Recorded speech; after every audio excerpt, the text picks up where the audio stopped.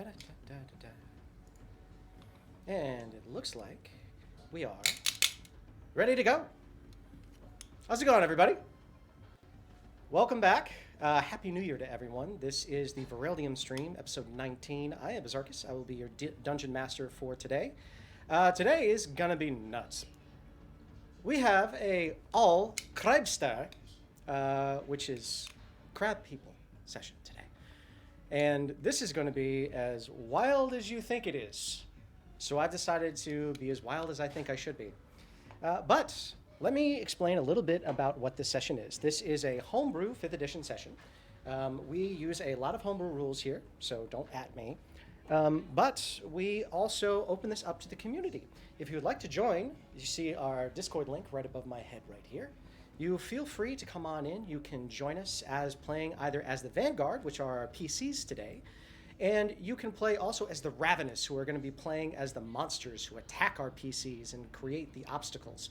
I will be mastering this dungeon for both sides, and I will not be rolling anything unless it's story-based. So, I have a couple of announcements I'd like to get through. Number one, I'd like to tell you guys a little bit about what the kind of things that we do different.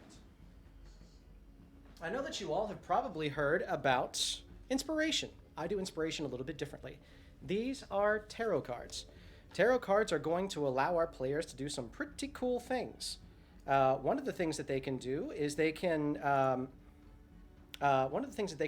turn one of these in and well, that's not supposed to happen.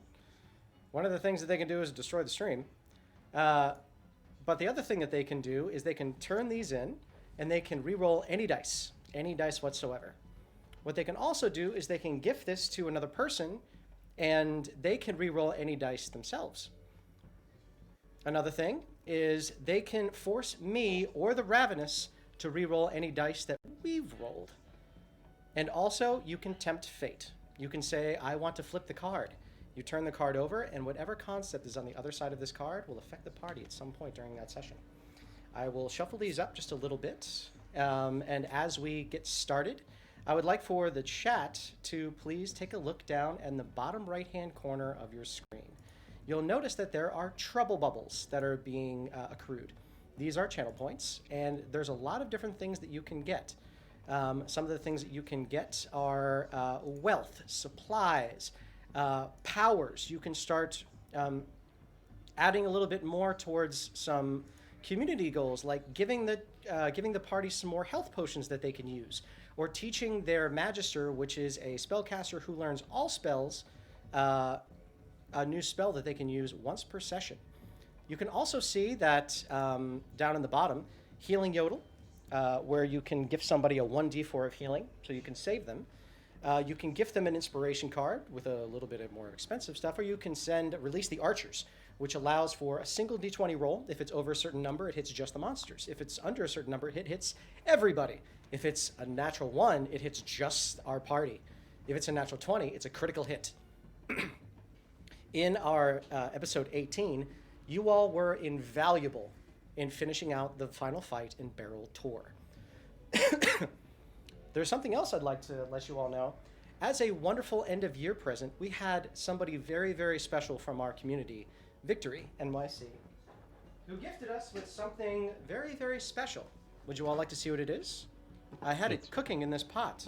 I hope that this Jesus Christ. cheesy gag is going to go over very well. And it is your very own character commission art. So, if at any time we reach 100 subs, 100 subs is our goal, we're going to do a giveaway in our Discord, link at the top. All you need to do is go to our giveaway section in our Discord, then hit roll 1d100. On the session that we reach it, I will roll as well. Whoever's closest to my roll will get a personalized commission of art for their character. So thank you very, very much to Victory for gifting this to our community, and thank you so very, very much for being such a great member of our community. We can't wait for this next year, and I can't wait to grow the community with you all either. So, as we left off in our last session, the caravan was heading west towards Feldin's Berth. Feldin's Berth is ran by somebody named Dominic Feldin. Dominic Feldin being one of the old members of the Adequate Eight. As you all approach, you are accosted by a roving band of ogres that were causing a lot of problems. You all were able to dispatch them quite easily. One of you did have a little bit of trouble, and one person was injured quite greatly.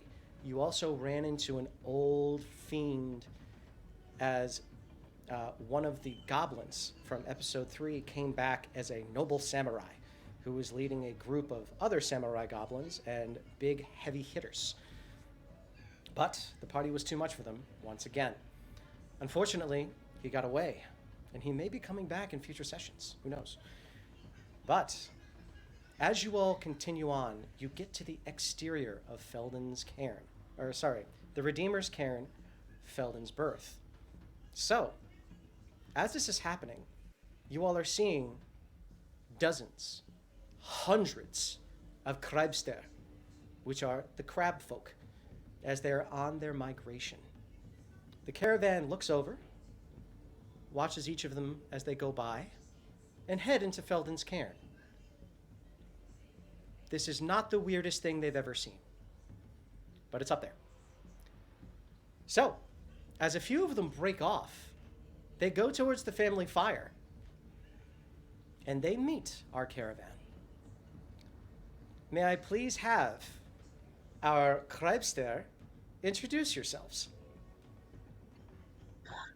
Come one, come all, let me tell you a tale of our journey from the sea.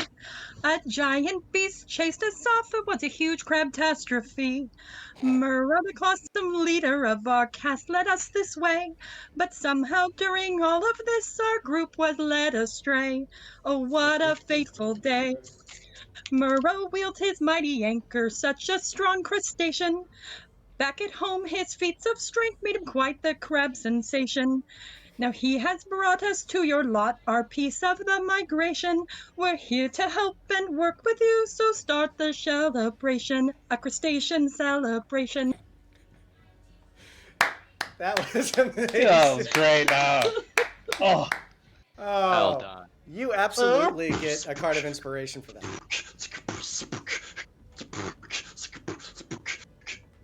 No, that's all I got. I don't have a song.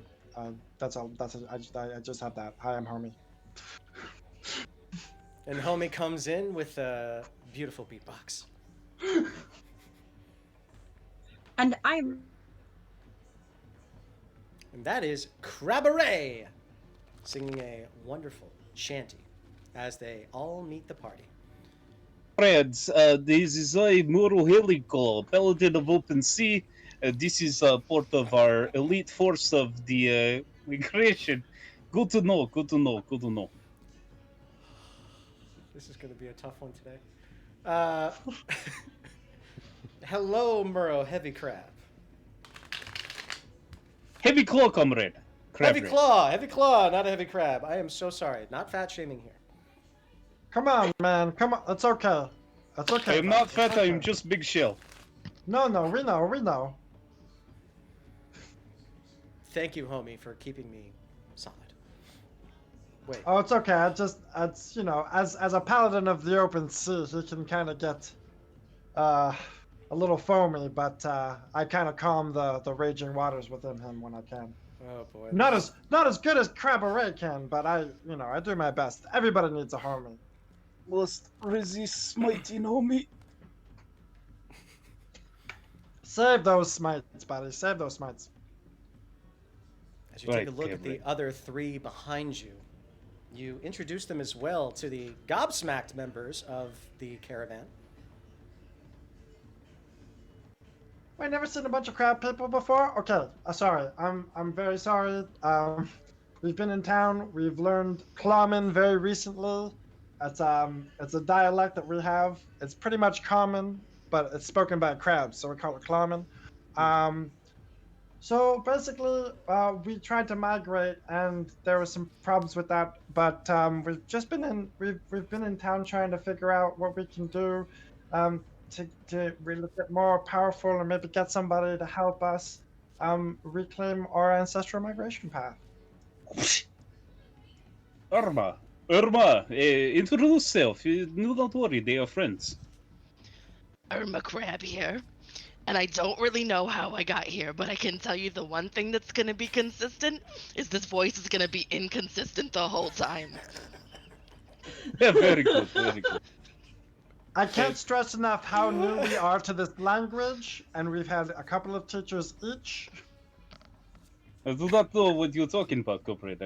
My clawman was very good. No, yours is because you've learned it before. Not all of us have the same migration back. This would have been my first for the record. Some of us have been on a couple of migration paths. Patty.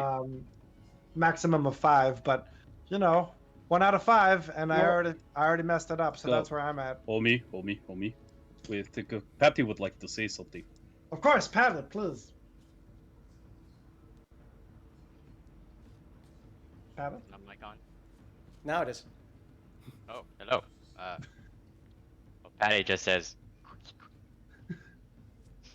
He is welcome to be here. He's honorable. He is one with nature, I would say. Especially some fishy situations with him. Yeah, he's getting Clawman a bit slow. He can understand it perfectly, but he needs elocution lessons.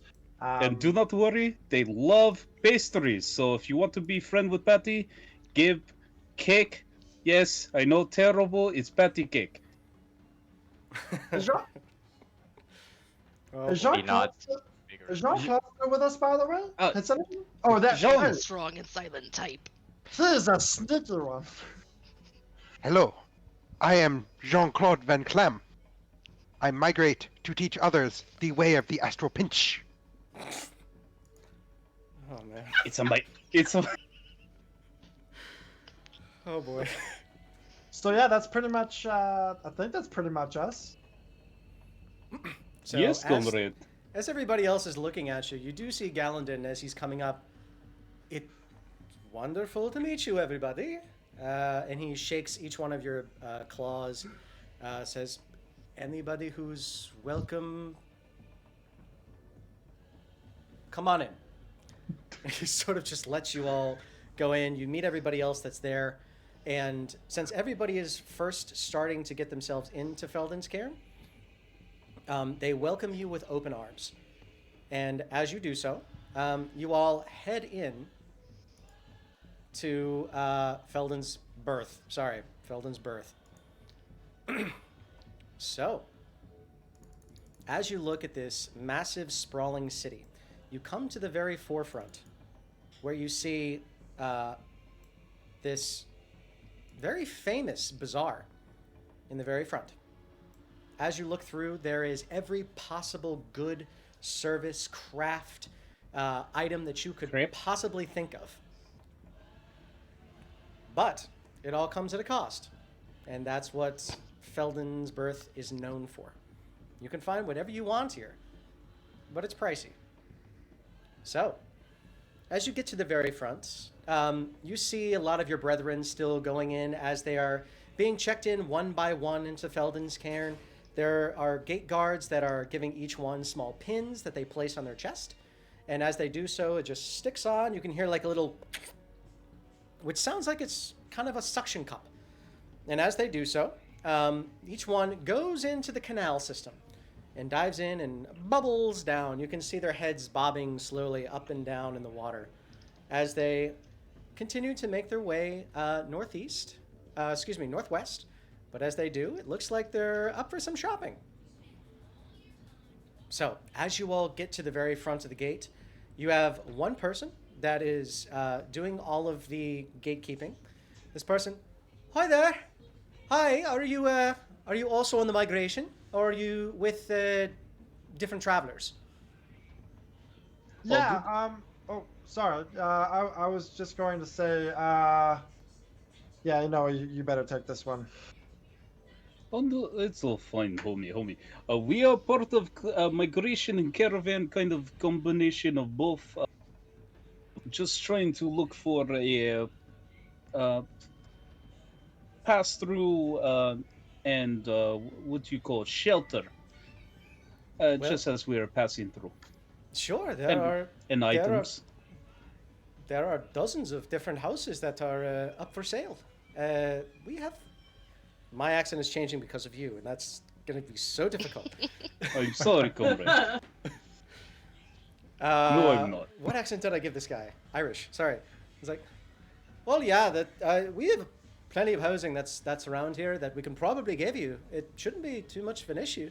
There's a lot of real estate that's unclaimed. We have a lot of adventurers going in and out, and because of the war, quite a lot of homes are now vacant, and they're always looking for caretakers. So if that's something of interest, you might want to go to to a local agent, and maybe they can find something for you and your caravan or kin. Yes, Heavy Claw is correct.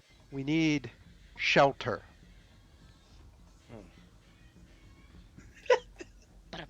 Oh boy, This guy's a comedian over here. everybody's a comedian. If you don't already What have do a you card of think you're inspiration, all of you guys job get a to be the card of comedian that is inspiration fun. because this is such dedication to an ongoing joke. Excuse me, DM, pardon me, but I feel like you're suffering from shell shock. It's okay. I have a Bloody Mary. That's good. I Clam have a juice, personal. actually. I have a personal request. Is it okay if we call you Dungeness Master?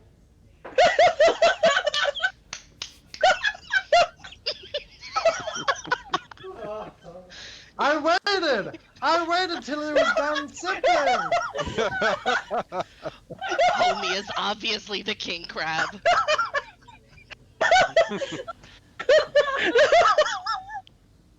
What? What did I say? Oh my god, this hurts. This hurts so This much. is gonna be something. Okay, so yes, that's fine. I am totally okay with Dungeness Master, but I may nip this in the bud, all right? No. If it gets too much. Oh boy. So, We are in hot water now, homie. Calm down. Okay. and yes. So, as he gives each of you a small pin, you notice that each one of the pins look to have what looks like a covered wagon over the very top. And you also notice that there are 5 small dots with different colors in them. As he sticks it to you, you notice that all the dots sort of change up a little bit. Ooh, Technicolor. It's beautiful, but what is this thing? These they are the just rainbow pins that crab are. row? No. These are the pins that are giving you access. This is also how we track any of the members that are here. If you want to work with our Master of Coin, you can also deposit any of your gold, and then this works sort of as a so you don't have to carry all the gold around with you. Excuse me, Crabred. I only have $C. What is gold? That's the money that you need to kind of survive while you're on the top, the surface. Oh, do any of us excuse us, Crab Huddle. Do we have gold coin? Yeah, actually, I can answer that. So, if you actually, and I start rubbing my claw against like the barnacles of his like $C to reveal that it's just gold pieces that have just kind of been like calcified from being underwater for ages. It's old tender, but I've been able to pass off mine. I've got a little stash myself, not doing too bad. But yeah, it's pretty much the same thing. Homie, you are a lifesaver. Pardon me, apologies. I do have gold pieces. Yes, just if you could be so kind, just direct us to maybe like a shop of like weapon defense, and maybe a few of us are capable of magical means, maybe magical items or. Sure, I'd be happy to. If you want to go out back into the marketplace, you'll be able to find pretty much anything. But if you're looking to get in touch with our Master of Coin and maybe deposit a few, by all means, you can go on in. Dominic probably is around here somewhere, so if you find Master Feldin, he'll be able to help you out. And don't worry, all of your coin goes right back to you as soon as you leave. It's part of your pin. As you Oh. deposit it, it gets attached directly to you. So you don't have to worry about that. I know that's kind of scary for a lot of people, but it's the most secure place in all of Vereldium for you to carry your coin. Incredible. Well, comrades, let's move out. Thank you so much. You are very kind. Well, perfect. Really glad for that. Go on in if you have any problem. My name is Arshlock, and hopefully we can get you in with no issues. Also, too, if you all are looking for work, we have 6 different academies that are teaching a lot about, adventuring, and if you're looking also to get yourself a little bit stronger and more prepared for the oncoming war, those are good places to start as well. But if you're looking for more shelter, I understand the joke, I think it was very funny, you can find yourself an agent that's inside. Maybe he'll be able to find you somewhere pretty nice. I know that there's a few businesses that are also pretty vacant too. So maybe you get yourself started there somewhere. Excellent. I think we'll take a step inside, maybe do a deposit, and then learn our way through there. Apologies, Muro Heavyclaw's name. These are my comrades. What is your name, comrade? Arshlock. Nice to meet you. Arshlock. Nice to meet you. I hold out claw. It's big as hell. It's probably as big as face. It's a pleasure, sir. Sir? Sir. Yes. Sir. Sir. Yes. Please enjoy Feldin's Berth. Follow me, comrades. До свидания. Yeah. And as you walk in, you pass by a bunch of these large turrets that are surrounding the entire city. The city's walls are fairly thin for what you expected, but these turrets seem to cover a large area. You see about 6 or 7 people that look fairly bored, but they are in different colored robes. You see that each one of them is in a little bit of what you assume would be leathers underneath of a draping robe that goes over top. Each one is a different color. And as you go over the first large bridge, you go into what looks to be some kind of like a craftsman's district. You can hear the sound of metal being hammered out. You can hear the sound of leathers being tanned and scraped. You can hear the sound of wood being chopped, cut, and whittled. So it sounds like this is a place where most of the goods are manufactured here. As you're looking across, you're also watching all of these boats come, and they are long, flat, and kind of short for most boats. As you're looking at each one, they're carrying multiple crates on top, and each one of the crates are clearly labeled with what they hold. So this looks like this entire canal system is used for the logistics. So this is how they move all their gear around. As you look across towards the northeast, you see this massive mansion. This mansion looks to be kind of pieced together fairly quickly. It's not well hewn, so don't think too much of like Buckingham Palace. Think much of like Beverly Hills, but there's 4 more months to go. As you look around, there's not a lot of people here.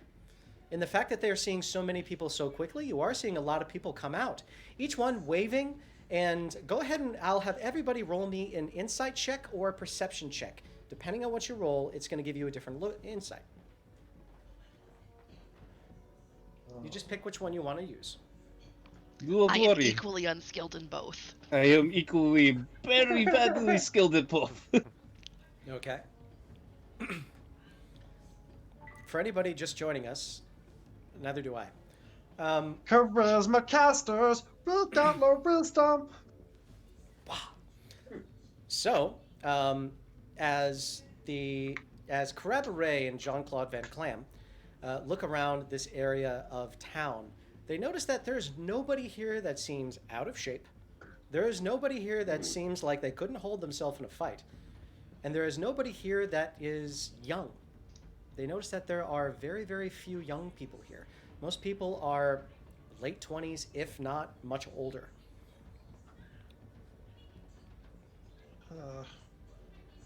Everyone here looks tough. We should not pinch anything. This is very wise. Homie, assessment. Yeah. Well, as far as I'm concerned, that must mean it's a fairly new territory. Without a lot of children. I don't know really. Honestly, I got nothing. I got nothing. It seems very weird to me. There's always children. Anywhere there's a town. Yeah, even babies. Like I was trying to figure it out. Like but like even if it was a new place, people would bring their children. Plus, this clearly isn't new. Look at all the architecture. I don't understand. Maybe something's been happening. I mean, I wouldn't go about broaching the subject all willy-nilly. Maybe a little bit more finesse is required than asking, "Hey, where are your kids?" But I got a lot of questions for sure. Yes, we must be careful. They will think that we wish to have kids with them. Is it physically capable of that happen? Never mind. It's a fantasy world. Why not? So, as you all are looking and walking around, you're noticing that there is a massive tavern, and attached to that is a massive inn. The tavern is called The Clutch, and the inn is called Rest and Respite. Wonder if they Around? have clutch of A's. Oops, sorry. It's okay. Around them as well, you notice that this place is bumping. There are musicians playing everywhere. This place looks like a work of art from the outside. It is covered in mural paintings. The inn itself has windows popping out in odd directions, a bunch of bay windows in weird locations, two spire turrets that go straight up, which the rooms must be itty bitty, but they're completely surrounded by glass, and you can see two people that are in there sort of swaying and dancing a little bit. This is a happening part of town. Oh, did you see that? There is two the humans stuck in the glass bottle. Should we break them free? Or is that celebration time? You know what? I think it's a real fish out of the water situation, and we just gotta keep low down to the ground. And I just like crouch really low in crab stance. Okay, so you start to scuttle. By the way, can somebody please keep a tally of how many fish and crab puns we've been going on tonight? If it reaches 100, We're I'll do well something. over 9,000 right now. Oh my God. Hey, 9,001. It's over. There's a lot of crab puns in the sea. Yeah. Mm-hmm. So before I the need end of it. this night's out, this is an incredibly strong Bloody Mary, and it's all I taste is vodka and clam juice. Oh my God. It is very good, comrade. Drink vodka, win D&D. Need to Just- pinch more Tabasco, probably. Oh yeah. It needs Just more a peach. spice. Speaking of more spice, now that you see all this, you notice that there is somebody who comes out of there wearing gold filigree chest piece. It's got long tails with two glittering balls at the end of it, and a massive corsair hat, feathers and ruffles on either side that looks folded, almost like it's a coral reef on one side. Three massive owlbear feathers as they come straight up and out. The hat is probably the size of his torso, but as he does, he comes out with castanets doing a very, very epic flamenco. And you see him, and you see everybody else doing the claps at the exact same time. And it's becoming this like big thing. People are coming out into the streets to watch this one person continue to dance. You're seeing other people with lutes, lyres, drums, and everybody's going super fast. The music keeps going. Eventually, he does a quick spin. You see wings come out of his back, and he flaps, comes back down. Click, click, bow. I give applaud with big claws. You just hear gung, gung, gung, gung, gung. Just snap my Ray claws. is literally swooning and going, "Oh my God, he is so crabulous." So you guys are just snapping. I'm playing all my instruments, which Ray, if you didn't see the description I have of her, actually, she has like 4 of her legs have been replaced with different kinds of instruments, so she totally like she's got disadvantage on every stealth check. There's Like, no she walks, sneaky. There's a drum, and there's a giant maraca, and there's an orba on one foot, and then she's got a concertina in one leg too. I thought I don't that know was who a wanted wheezy accordion. That's awesome. So as this happens, he bows and he comes back up and he notices you all. Ah, and he flamencos over towards you and is like, "Hi." He puts everything into his pockets. "Nice to meet you. Welcome to my city. How are you? I'm Dominic Feldin." Oh, it's an honor to meet you, Sir Feldin. Sorry, manners. We were fascinated by your. Were you starting a migration or a celebration? Oh, it's always a celebration here. If there's anything that I can do, well, there's one thing I know. Is there good party? And look at this. We have musicians, we have artists, we have talent. This is what I wanted for my city. Couldn't be happier. Now, you all are part of the migration, yes? I met some of your other people. Yes, we are part of migration. We were just scoping area out, seeing what we could do to assist or better ourselves as well. I mean, oh, sorry, I am terrible with the introductions. Everyone introduce yourself to Sir Feldin. This is his city. Okay, so do you guys just introduce yourself? Or Yes. do you have something you want to do with them? Yeah, I think after all the pleasantries are out of the way, he tries to get some aside time to be like, so I'm pretty new to other types of people and this type of civilization, but by all means we want to help you out if there are any problems. It seems like there are no problems right now. If you just want to have fun, we can do that, but also we do have certain specializations that would make us useful. We don't really want to come into a town and raise hell. I mean, we have custom.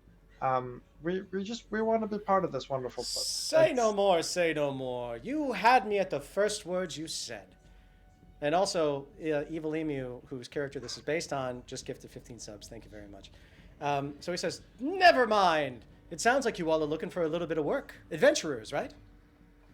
Well, yeah. I mean, we were kind of we were knocked a bit off course on our usual migration path, as you probably heard the story, as you said you've seen our kin. But we got some skills. I mean, pretty much everybody who doesn't hasn't really made it to landfall. So we figure we're gonna stick together, and the best thing we could do is help each other, and that's what you seem to be doing in this town. So we might as well help you.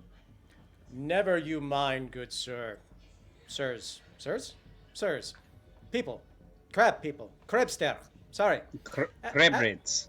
As you all may or may not know, this is a very, very new town. We built this up as fast as we possibly could. We have very, very good commerce coming in, and we have lots and lots of things that you cannot find anywhere else in all of Luno. But there's the war, that kind of thing. So, if you're interested, we can send you to one of the academies. I would be happy to give you a recommendation, or we can chat a little bit about maybe you helping me out with helping to colonize this area a little bit further. As you know, well, maybe you don't. This area was actually something special that we found here. And that was the only reason I was able to found this town in the first place. I'm sorry. I am so choked up right now. So, would you be interested in maybe helping me out a little bit with some exploration? Maybe some ruins diving? He needs help with his migration. Patty is going to raise both of their claws in the air and snip really fast, and then just go. I thought All you right. might say so. Well, Pat is on board, so yeah. I mean, they have a better sense about these types of things than I do usually. I'm more cerebral, they're more visceral. That's kind of how we go with things. So I kind of trust their gut, my brain. So yeah, let's go do some ruins. Sounds good. I would do absolutely anything for you. Well, there's a few other things that I may be able to talk to you about. Would you mind coming back with me to my manor house? Let's That go the for big it. building was yours, comrade. Oh, absolutely. I have people over all the time. Come on, come on, come on, come on, come on, come on, come on, come on, come on. We And follow. As he does, you see that there are two very kind of thick-necked but extremely well-dressed people that are behind him. He's like, Mr. Feldin, is everything all right, sir? And he says, oh, yes, yes. Herman and Melville, we're fine. And as you continue to walk, they are right beside him, and they sort of create a small barrier between you. Go ahead and roll me a perception or an insight check, whichever's better for you. Aren't you two just fancy? Sorry, was that insight or perception? Insight or perception, whichever's best for you.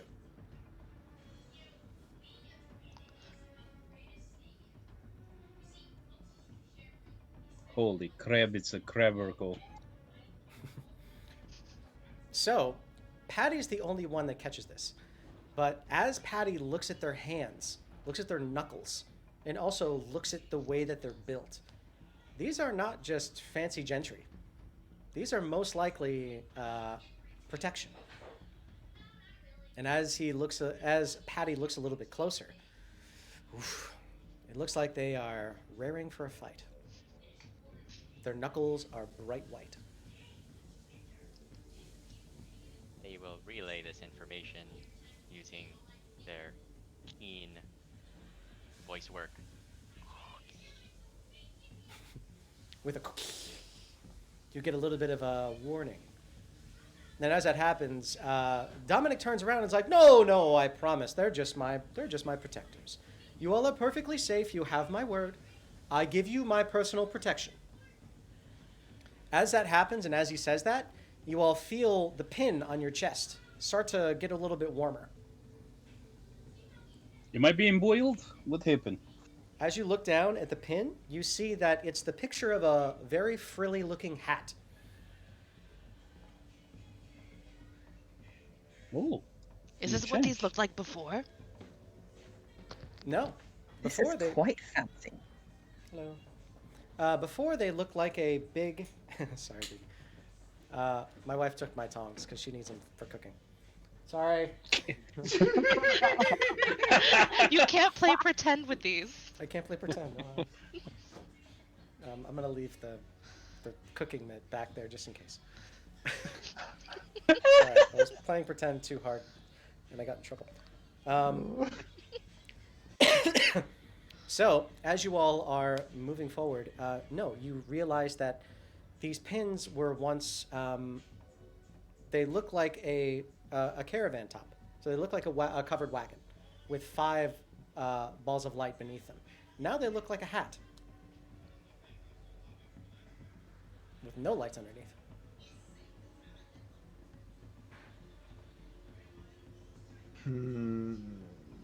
I have many questions.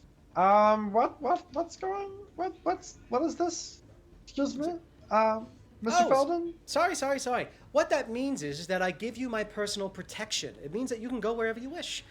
You're not restricted. You don't have to stay here for a short amount of time. You can stay here as long as you want. And you are helping me personally. This is my gift to you. Okay. Well, sorry. When we start getting hot, we start getting worried. Do you understand? It's no worries. These are a little bit of a security measure for my city. And these help us to understand our roles. So you don't want to ask a haberdasher to make you a hat, right? You want to ask a milliner. You guys got that, right? Right. Okay, perfect. Then you know exactly what this is. There you go. You are helping me. You are helping Feldin himself. So, let's go inside. You can get hats. Sure, I have hundreds of hats. You can have whatever hat you wish. But as you leave, you must give them back. Okay, so it's like a loner hat situation. Do you have magical hats? No comment. Okay. I'll find out. Do all humans grow wings? Like, this is new experience. Oh no, I used to be an adventurer myself, and I came across a few things. Woo! Oh boy. Did you say take a that? pinch to the knee?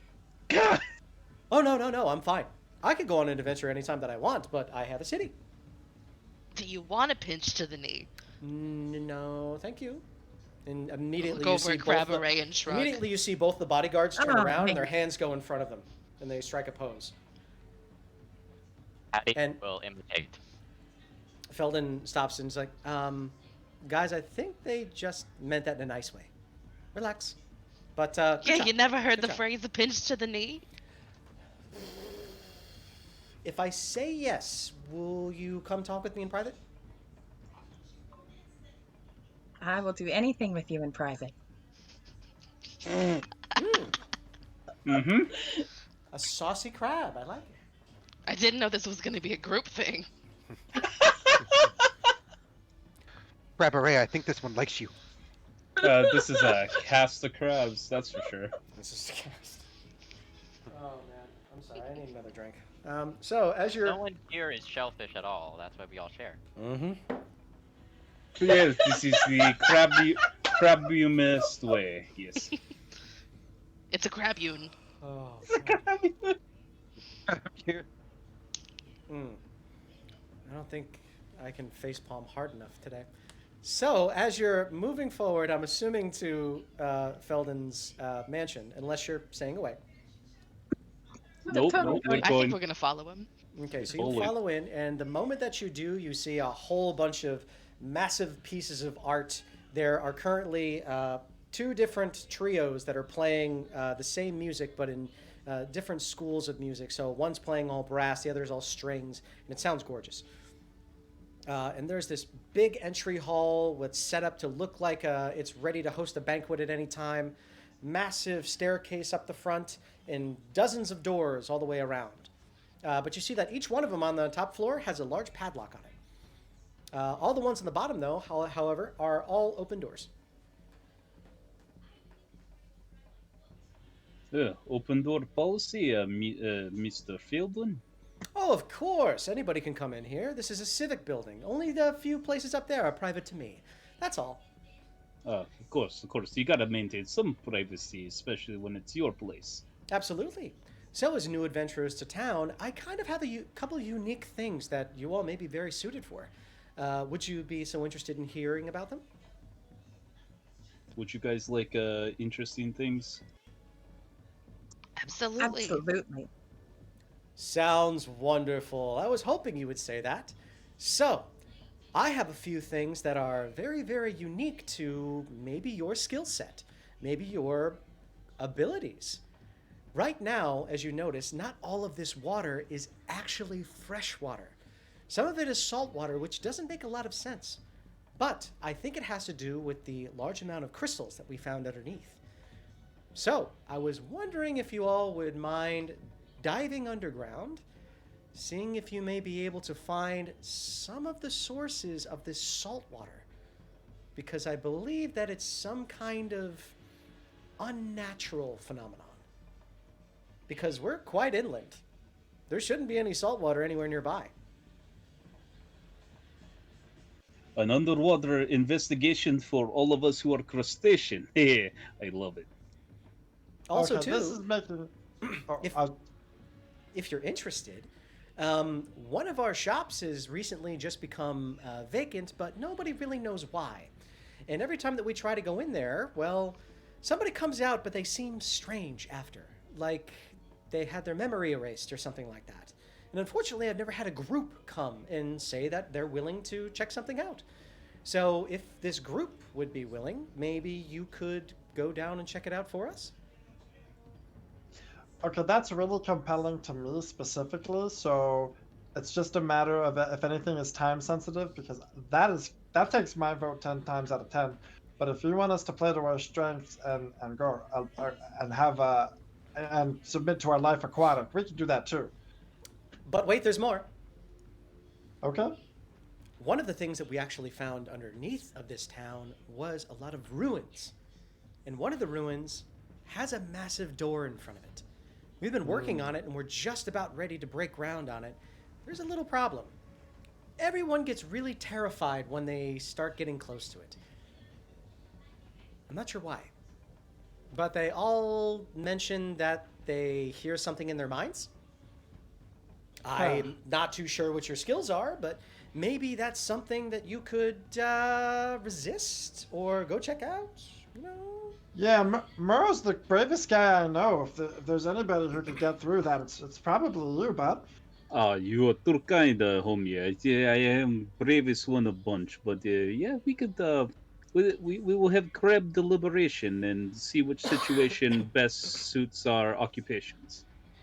Well, that would be lovely. So, what I can tell you about each one of them is that one of them is. So, one of them is the underwater one, which I know that you all probably have a very, very good inkling towards, which would be great, right? Exactly. The other one, we may be able to look into giving you a couple bits of the crystal that we find underneath, or maybe some of the coral, or maybe some supplies as reward. For the butcher shop, well, nobody's using it, so if you want it, huh? It's cool. We could make a crab front store. Yes. With all licensure taken care of by yours truly. So you would have your own, as you say, crab front store that you can be selling all the meat that you can harvest. Okay, it's not some sort of shack. I don't want that sort of connotation. You know, oh, give the crabs a shack. Not a sponsor. So as you, and as he looks at you, he's like, well, no, it's not huge. I mean, it's just a small butcher shop, but it does have a living area underneath. So you'd be able to use that. Okay, well, you know, when I was walking through town, I was under the impression that this was an older town than it was just from the quality of all the architecture. So if it looks like anything else, it'll be fine. I was just wondering why you were so quick to give it away. You seem so kind. That everything seems incredible. This seems like it would be an especially amazing place to raise a brood of my own. Roll me a perception check, please. Or sorry, not perception. Roll me a Okay, thank God. persuasion. Even better. One moment. Oh no, that's a natural 2. Wow. Well, you all do have cards of inspiration. Oh yeah, I gotta use mine to reroll that. That Okay, is go for it. not right. Ooh. Nice. That's more like it, baby. So, as you and him both speak, he mentions, okay, I understand. You probably notice that we don't have a lot of young people here. Couple reasons for that. Number 1, war. Number 2, adventures. Number 3, it's a little dangerous here. But it's not for lack of trying.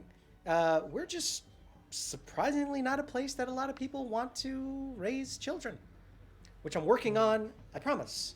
There's a lot of real estate, and we feel pretty protected here, but, you know, the threat of genocidal maniacs and being so close to the front lines. We've had a lot of people leave, go farther inland towards Platinus, or go farther north into Luno, which sucks. We lost a lot of friends, and not by losing, I mean dead. Well, some to the war, but not here, is what I'm saying. So, they just kind of left because, you know, they're just being safe. But I can say that they went with a full care package courtesy of Feldin's Berth. Okay, well that does put my mind at ease, even though it's horrifying to know that this disruption and peace isn't isolated to just us Kreibstere. Oh no, there's an entire war going on towards the east. I know you guys may not be aware of that, but it's pretty bad. We've heard whispers, but we don't have a lot of context. It seems like outside of our circles, there are, you know, large scale fights, and we're no strangers to skirmishes. And he points to his admittedly like small, like thin claws, definitely not as strong as Murrow in any regard. But he's like, yeah, we have our own battles, but you know, it's over, you know, small resources. But more and more, it's seeming like this war you're speaking of is on a tremendous scale, and it's very concerning. So, no, that definitely answers all of my questions concerning that. Well, would you like for me to explain a little bit about the war that's happening? Well, as it pertains to us, absolutely. I mean, it seems like the best thing to do for us in regards to the town is to help your water supply, as long as nothing too ominous is happening about the butcher shop. Uh, as long as that door doesn't have anything too ominous about it itself, I think we should probably do this in an order of the most urgent, and I'm pretty sure water supply rate's pretty high on that list.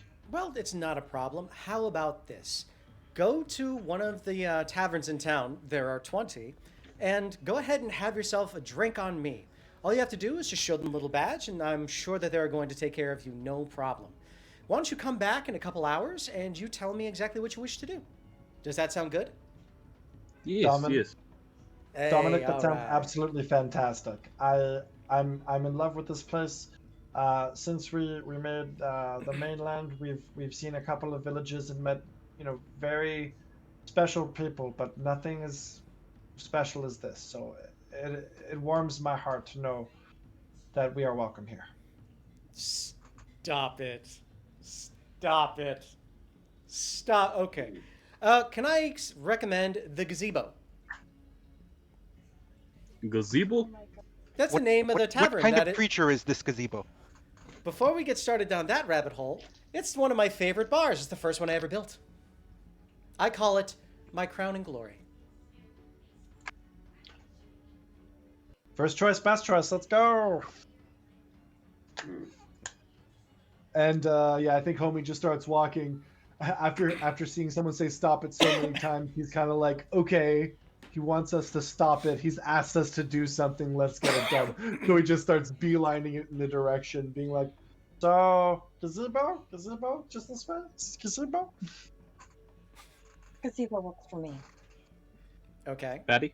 Just be careful. Gazebos are known to be dangerous. They just start I'm just lumbering. following wherever everyone else is going. Okay. I see that Horsenio just got an inspiration card. Horsenio, do you already have one? I believe so, yes. By default.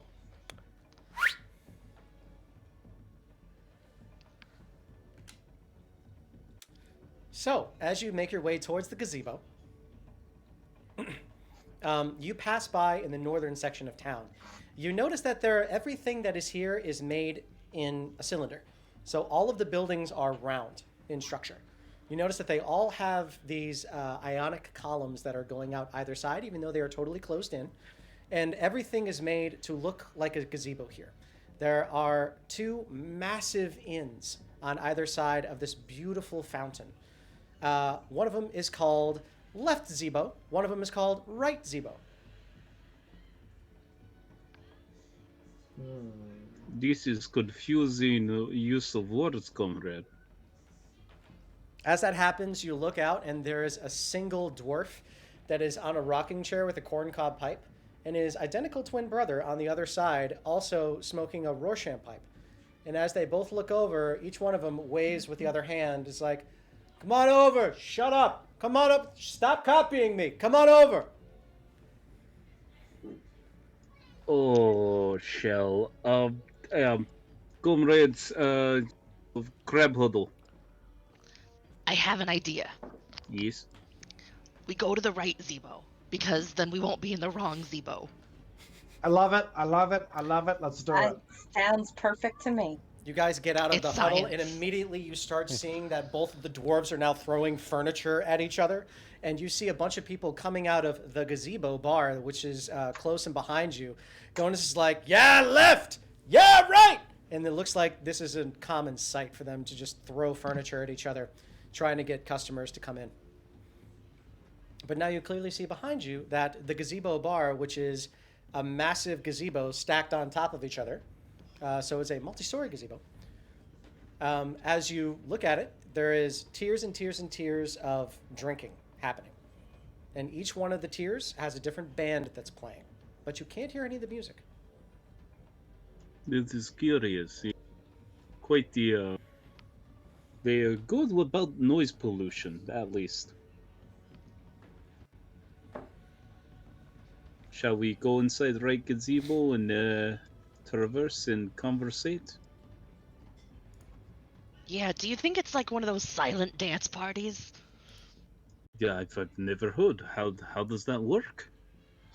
Yeah, we were talking to an adventurer about it, but I don't know if that came from Feldin's Berth, but they were saying that there were little bubbles of sound that could be created organically. So it's silent unless you're in the bubble. I mean, you know how a bubble works, but just think of it as like a magical bubble and not one filled Like with in air. the water? Yeah, I mean, it's filled with air. Let me be Unfortunately, clear. okay, It's probably then before we go in filled there. with air. I You can never breathe. said. No, it's yeah. No, it's not. It's silent except for the dance party. It's complicated. I don't know why. This, this bubble is a metaphor? It's a type of bubble. It's not a bubble like we would know. But it's Like it's a bubble has layers. What is metaphor? So roll me an intelligence check, please, Jean-Claude. It's for anything you want. So not a metaphor, but maybe a hyperbole. Oh, We're going to get. Woo! Oh yeah. he's joined the party. inspiration for the Dungeness Master. Oh yeah. What? So hyperbole? Why does it spell like hyperboil? We're going to get boiled, comrades. Why do you not see this? So, as you're all walking up to push the story forward a little bit, Yes. you all walk inside and you currently see that there is this massive feast that is happening right now. It is what looks to be sort of like a festival party. You can see people in multicolored robes, thousands of different patchwork colors floating down in tiny triangles. And each one of them is speaking super fast. And he's like, all right, we got a shrimp eating contest over here. If there's anybody who wants to come in, please come in. It's going to be 2 copper a head. If you don't have a head, it's half price. Come on in. And as you get to the front, you know these people. These are the same sort of colors, and these are the same sort of things that you saw when you first saw the caravan. Can I please get everybody to roll me a history check? So this is not the Burning Clam Festival? Oh, Burning clam. I thought this was Waste Clam weekend. No, burning clam is different. That happens on a beach with a giant clam made of driftwood. So, as you are looking at this group of people, these barkers and these fast talkers, you know that these are members of a clan called the Rue. The Rue are traveling folk. They are minstrels. They are bards. They are keepers of stories and keepers of lore. Your caravan follows the same rules that the Rue do, and also are led by a few of the Rue themselves. These are the way that you all have been able to move easily throughout Vereldium, because the Rue are simply travelers, talkers, entertainers. They mean no harm. But they're not always looked fairly upon. Fast talking and asking for money often doesn't always bode the best.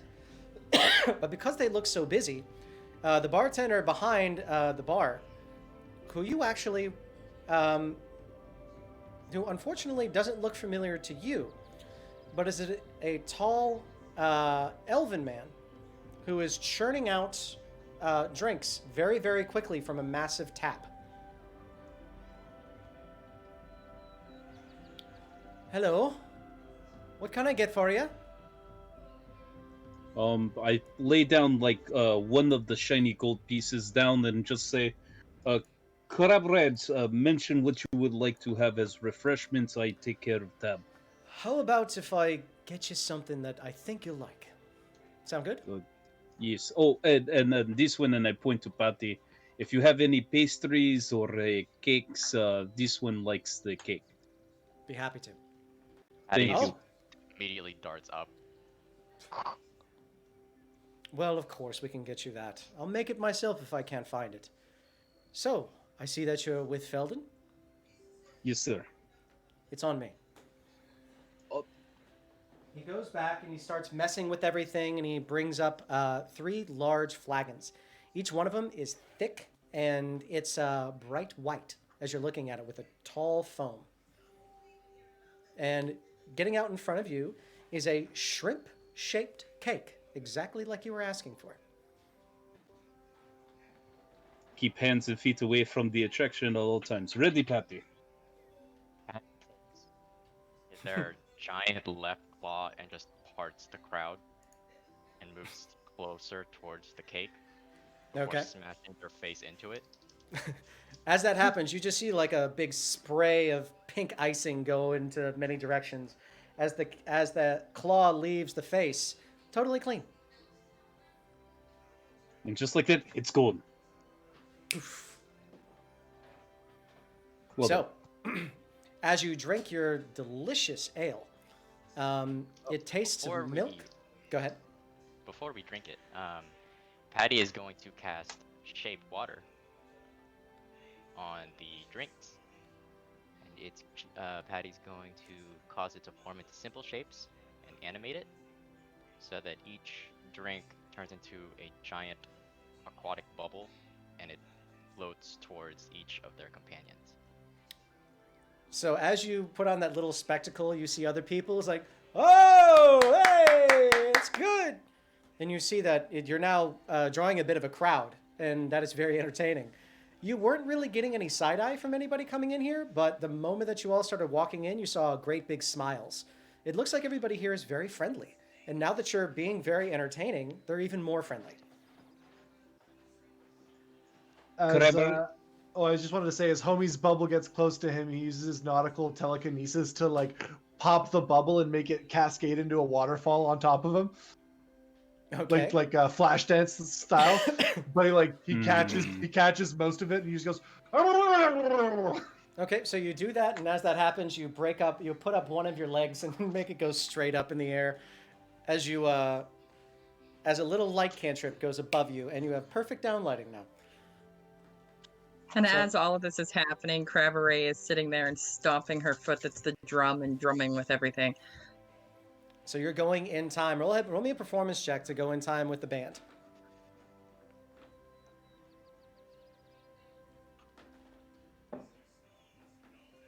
Nice. Nice.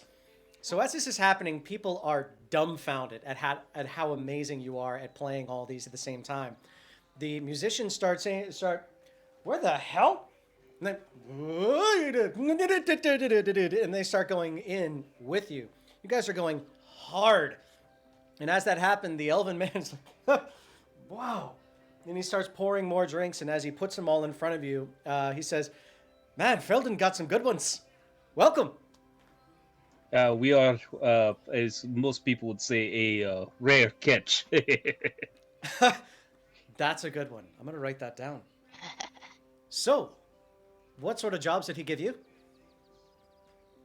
Well, Oh, let me see, homie. Do you remember? Because homie starts chuckling immediately. Okay, so this isn't an uncommon thing to be enlisted to help out. Okay, we thought we were being a little well, the pins. Sorry, we're very new to all this. We've been asked to explore No. ruins. Don't worry about it. All of us here are adventurers in some way. Of course. Yeah, I used to be close to Belsong.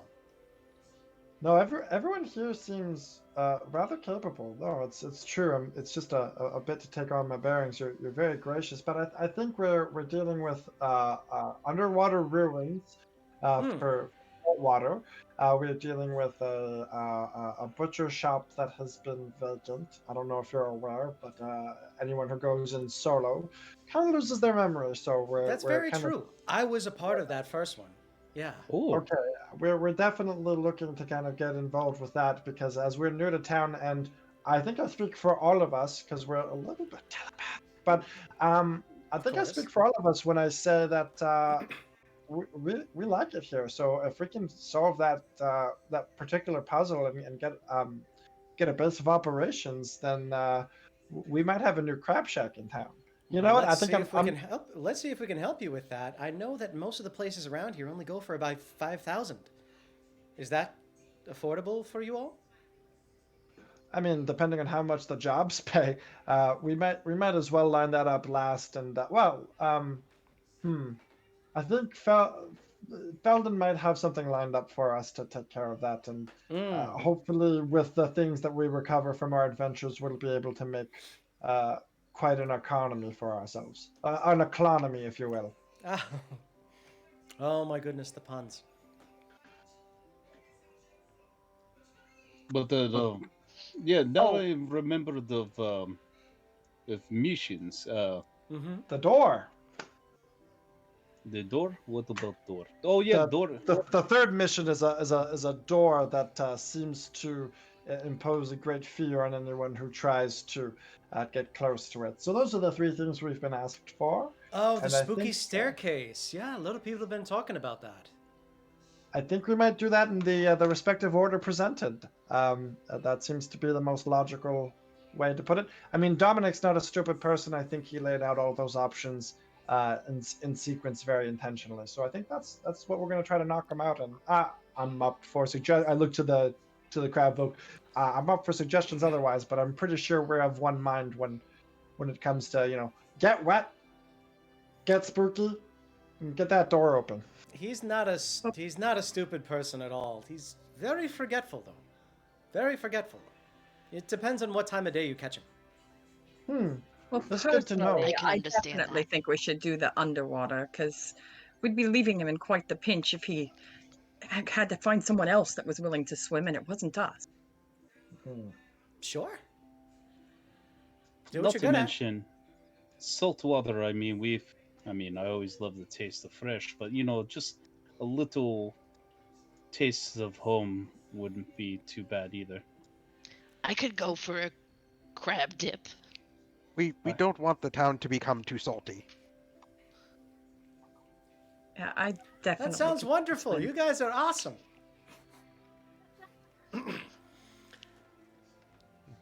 So, if you all have decided, it's probably a good time to go up back and take those jobs before somebody else does.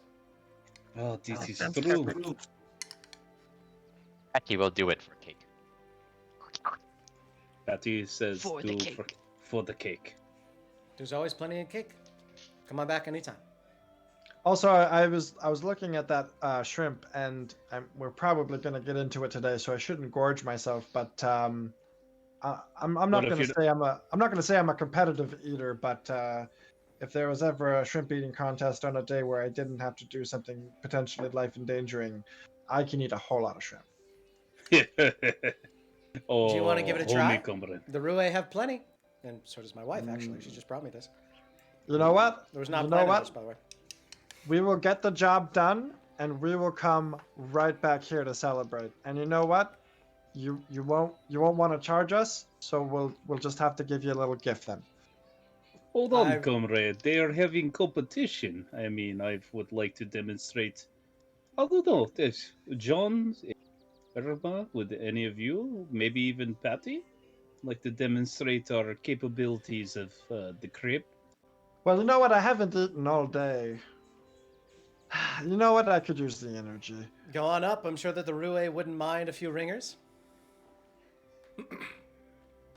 Okay, let's show them how it's done. Okay.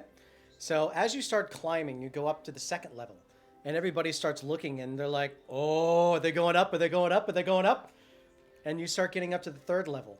Everybody from the second level starts to follow you, and you see everybody on the third level. Oh, are they going up? Are they going up? Are they going up? And everybody from the third level and the second level and the first level, they're all starting to follow you.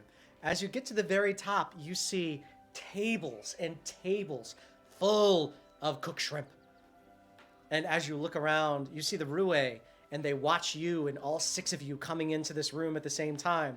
You see people with big bibs across their chest. See a big dwarf, a big Firbolg, a really fat Goliath, Then you see a minotaur, and you see another satyr that's over on one side. And the moment that they see all 6 of you coming in, each one goes, "Ah!" But Hey, what's up, everybody? the Rue, the moment that you all come in, they're like, "Yes. Welcome, Kreibstere.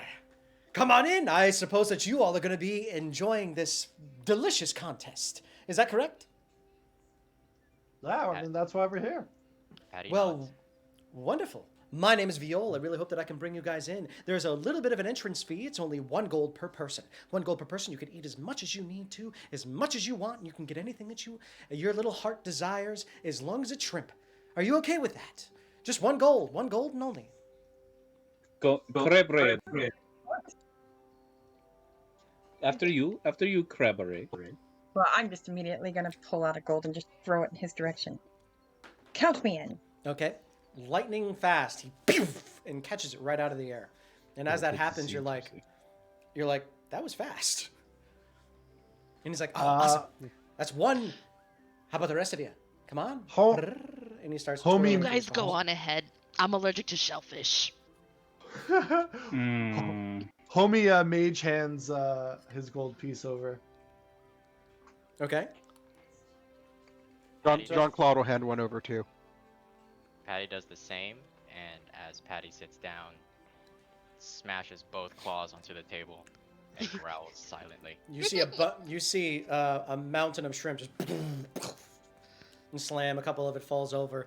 You see that you're sitting next to the Goliath and the Firbolg, and each one is looking over at you, going, "Well." Moro will look at this, laugh, and look at Goldpiece and say, I haven't had a good contest in a long time. Here, take this, and Mage hands a gold piece, and kind of like at the very end will flick it with the Mage hand towards the Rue. Okay. And as soon as that happens, and you don't even see what he sends out, but you see something and come right back, and it goes right into his hand. So whatever he was using was cool. But the interesting thing is, all right, who is going to be competing? Homie. Awesome. Moro. Who is not going to be competing? Irma's not. Patty will compete. Okay. Is I Irma the think only it's one who's just going to stay Irma. out? Okay, Irma. As everybody else is coming over to you, they're all almost surrounding you. They're just like, hey, you want to get in on the action? We've getting 15 to 1 odds on your buds. You in? Sorry, I don't have any cash. Oh, shame. Do they? I mean, you kind of putting me on the spot here. Oh, come on. We ain't gonna put you in any hot water. Sorry. All right. So, how can we sort of buddy you up to make this work? Oh, God. Damn it. How much is it to get in? 15 to 1 odds. What do you want to put in? I think I got 3 gold pieces, but that's it. If you win, it's 45. How much gold do they got? That's a very good question. How much gold do you want to say that they have? Irma's not a gambler. Okay. She's gonna say they have 6 gold. Do I see them like kind of surrounding Irma? Roll a perception check. This is to hear what they're saying, because there's a big cacophony in this room.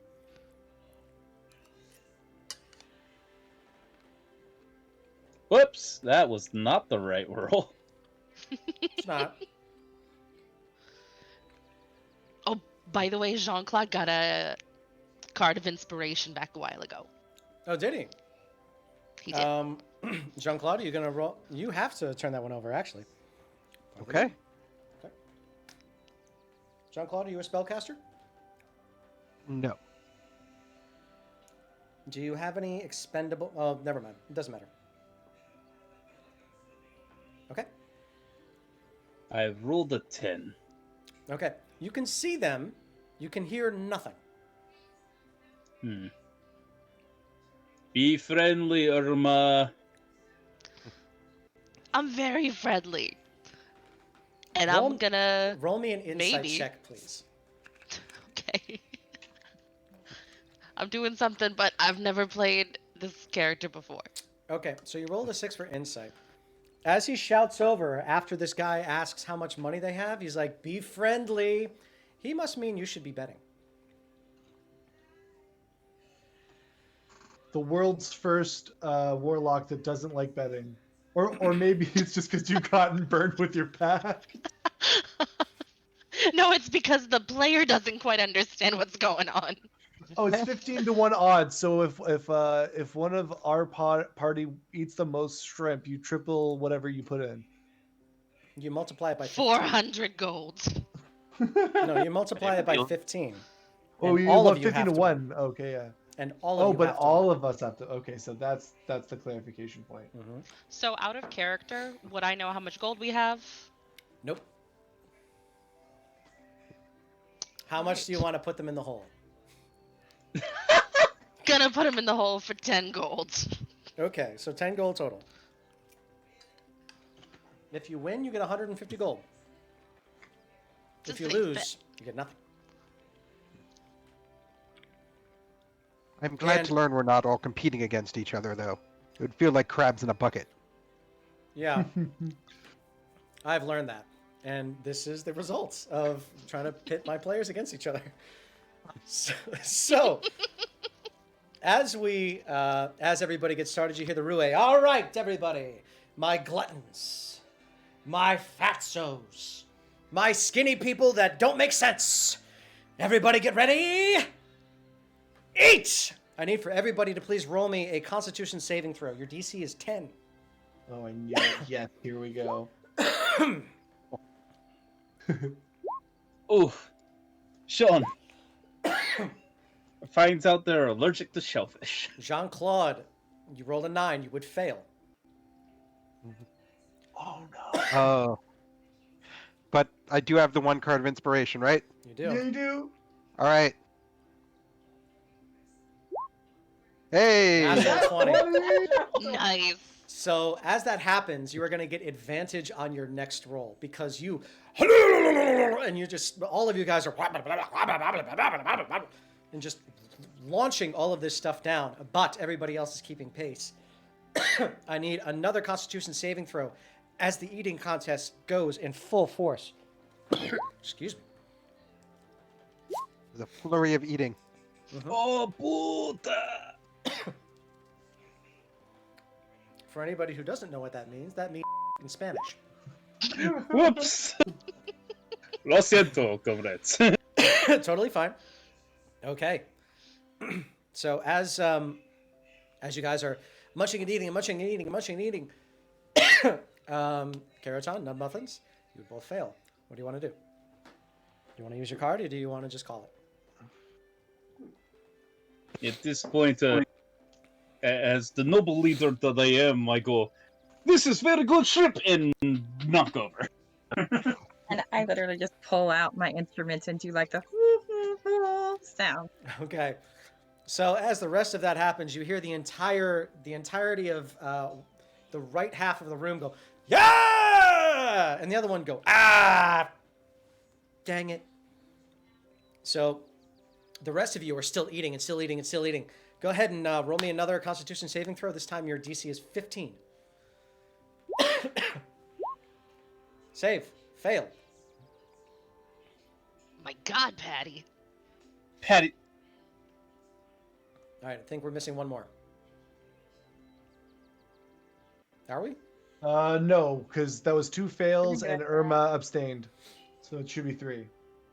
15, 25, 6. Okay, so as this is happening, Jean-Claude is and just vomits right back up.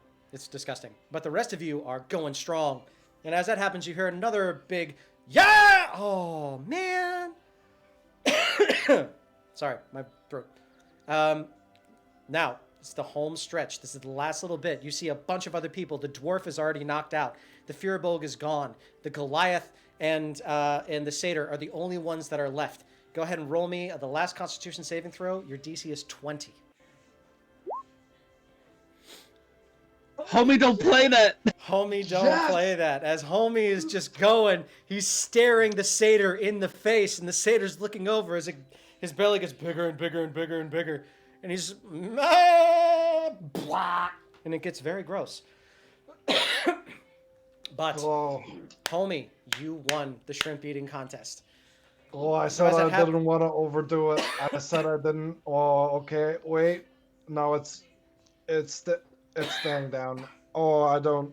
Oh, did my voice get deeper after that? That was delicious. So as that happens, you hear a lot of people, yeah, woohoo! Oh, I'm rich. Please stop jostling me. Please stop jostling me. Please stop jostling me. Okay.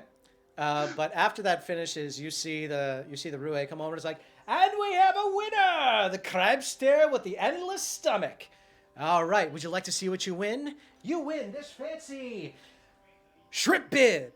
And he shows you like just a homespun bib with a shrimp over the front of it, but with a lot of different multicolors. Oh my God, this is glorious. I thank you so much. Congratulations, you beautiful, beautiful crab. Thank you, everybody. We'll be not doing this again for quite some time. And you see him just instantly, and he runs away. You see the bookie come over and it's like, ahem, over towards Irma. So, I was betting while you guys were eating. Uh-huh. Win? Wait, So did you I bet against them? You bet on me, just me, right? You bet Not that on- all 5 would win. Hmm. That was a poor decision. So does anybody have any gold? Because I kind of bet 10 gold. I have 5. Patty is going to, without a word, mage hand 10 gold towards Irma. Okay. No, you can no, feel no, you can keep- feel a bunch you of keep gold the go 5. into his hands. Double Go or into their nothing. hands. Thank you, Patty. Patty pats Irma on the back. I promise to not gamble anymore without anybody with me. Mm-hmm. Okay. I hand it over. But like one piece at a time with my claws. Okay, so he Just waits very there. slowly, like an old lady at the grocery store. You Oh. guys can go down. It's going to be a bit. I can't quite pick up this coin with my claw. Okay. He's like, do you need me to count it in front of you? I'll No, help. no. Okay. And just- eventually she gets there. And he just waits. And he's like, thank you very much. Goodbye. And he walks away. So after Cool. that, it's been a decent amount of time, and now it's starting to get into the evening. To the what? The evening time. Oh, we better get back to Feldin. Oh yeah, we. Oh, did I make terrible decision here? Wouldn't be the first time. No, we'll work it off. We'll work it off. Is everyone okay? I'm moving. Hey homie, how you feeling? Pretty good actually. Pretty good. Patty, how you feeling? Patty just nods. Jean, I saw you. You were doing really well, and then all of a sudden, yeah, I feel like I hit bad shrimp. Exactly. Bad shrimp. Yeah. How much does Patty weigh? Or how small is Patty? Or no, sorry, how small is Homie? Yes. Homie is like tiny, like Kobayashi. Yeah, Kobayashi's the tiny professional eater. Yeah. Yes. So yeah, he is very, very small and unassuming looking. Patty's gonna notice that Homie's stumbling a little bit and arc their claw onto the ground as a ramp, inviting Homie to go climb up on their shoulder. Okay. Oh, Yeah, you know what? I'm gonna take you up on that. Just don't don't shift me around too much because I'm sloshing pretty hard. So, as you guys are shifting around, are you all going to be heading back to Feldin's Cairn? Or, sorry, to Yes. Feldin's Manor? Yes. Yes. Okay, so you all make your way back, a little bit heavier, but very happy and making a lot of new friends. As you eventually get back there, you can clearly see the two bodyguards that are at the front door. They give you a polite nod and open the door for you. And as that door shuts, you hear a bong, bong, bong, bong. And you can see in the upper right-hand corner, there are a lot of open doors now. But all the places on the first floor and all the places in the upper left are all locked. After a little bit of time, this very, very tall, what looks like a pipe hat, but the pipe hat has multiple large white ostrich feathers coming out the very top. And each one looks to be sparkling and looks like it's dripping, or looks like it's flurrying little snowflakes down. As you see Dominic come out in an all white, gold, and black outfit. And he's, "Hello! Welcome to my home. How are you all?" We are doing great. We have returned with stomachs full, with shrimp. Some of us maybe too much shrimp, but yeah, yeah, I won a contest though. yeah. Congratulations. And we're a little lighter on coin. Well, that happens in my town. No problem whatsoever. But we would like to take you up on offer. The deep, Which one? the one underwater exploration for our crustacean occupation. Yes. I am a little bit forgetful. Would you be so kind as to remind me of the conversation? A lot of things have happened since I saw you last. This is very true. We have so we came in, we said hello to you on site of the bar. You brought us back to give us 3 different options as far as assisting you. Of course. One of them was to explore because your waterways have mixture of salt water and fresh water. Oh, of course. And that's the one you guys want to do, right? Yes, the underwater exploration, yes. Perfect. Absolutely. I know exactly what I was talking about when I said all that. Yes, it's going to be right into the center of town. You'll see the larger bits of the waterway. That's the place where you can go down. It's going to be about 50 or so feet down. Are you okay with that depth? That should be very fine for us. Perfect. In which case, I will have my servants out there. Herman, Melville, can you please direct them towards the entrance to the Crystal Coral? And I understand that you came here with your caravan, is that correct? Or were you part of the migratory team? Yes. Understood. Why don't you go back and you get yourself equipped? I would be very remiss if you went into that place and you didn't go in as well-to-do as possible. The coral will not leave, I promise. It is stuck. And until then, good luck. Come back when you've finished your quest. Of course, comrade. We will be... we will take care of business for you. Wonderful. I'll see you soon. Bye-bye. And he goes back inside. Take care, winged human. See ya. And he shuts the door. So. If we wait 10 minutes, we can probably just tell him it's done. No, I'm curious as to what's going on down there. I legitimately want to check it out, especially if there are minerals that might be important to some sort of spell casting. Just to be clear, I get my spell magic from storms, so I don't like read a book or like sign a deal with some sort of. You know what, Irma? You should try it. I've been thinking about it.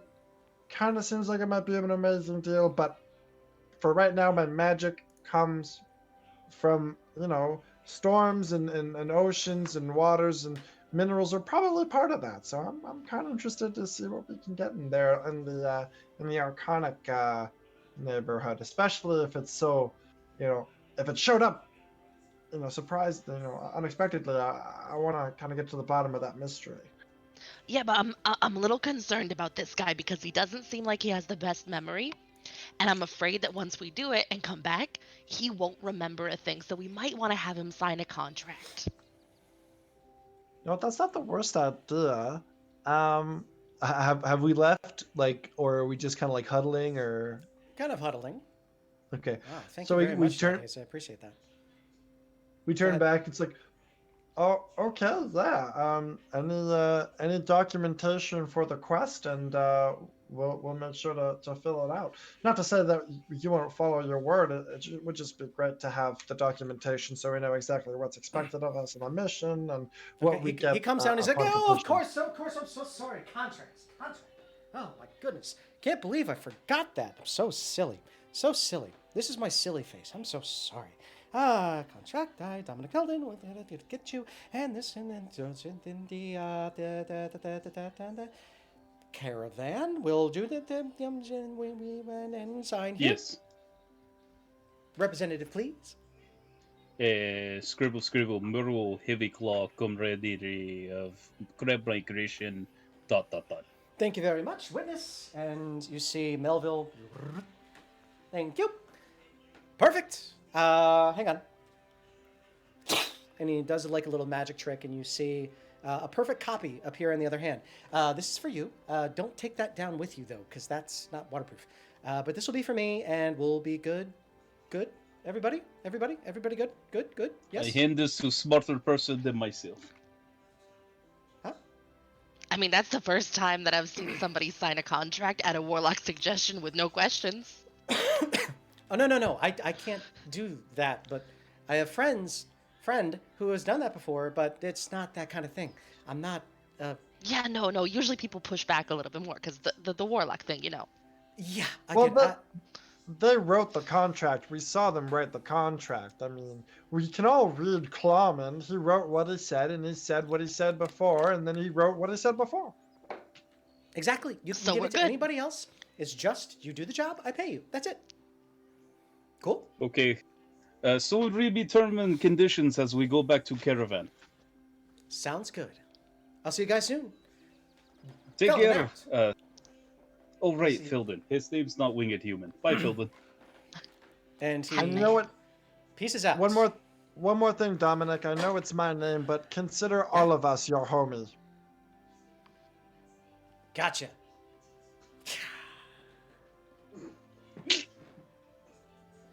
And I'm assuming that you guys are going over to, thank you very much, Evil Emu. Now getting more people coming through. Every time I play him, I think he's going to gift. So that's awesome. Now you guys are going to the loadout screen as we get our battle team ready for fighting.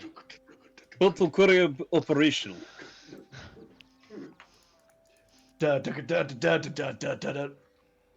So, let me change this from the Calliope music that we have and a little bit more battle music because it's more fun. Like Sorry, that, I've been playing yeah. too much StarCraft. No worries. So, going through the Caravan inventory, what looks good to you? As leader, I say I will go last and take up whatever needs to be. Comrades, I must have you go before me, so read things. Crab. I'm gonna look through this stuff real quick. Okay. Homie clocks the tan bag of tricks immediately. Remember, you're going underwater. You might want to see if anything will survive underwater, comrade. Unless you have ways of making them breathe underwater. No, I'm not taking it now, but it looks really neat. Be sure to see it through, otherwise it I'm- might cry you a river. No, okay, yeah. Yikes. You know what? Next time, when we go to the spooky shop, I want to bring this. But for this time, So, homie, I forgot. I see you have weird present sack? Are you Santa Claus? I've heard that name before, but no, that's not me. I always forget. We should have deposited money at the prawn broker. Oh. Okay. Because the puns have been coming in at literally a steady stream, not a pun, I'm going to give everybody to start with an inspiration card if you don't already have one.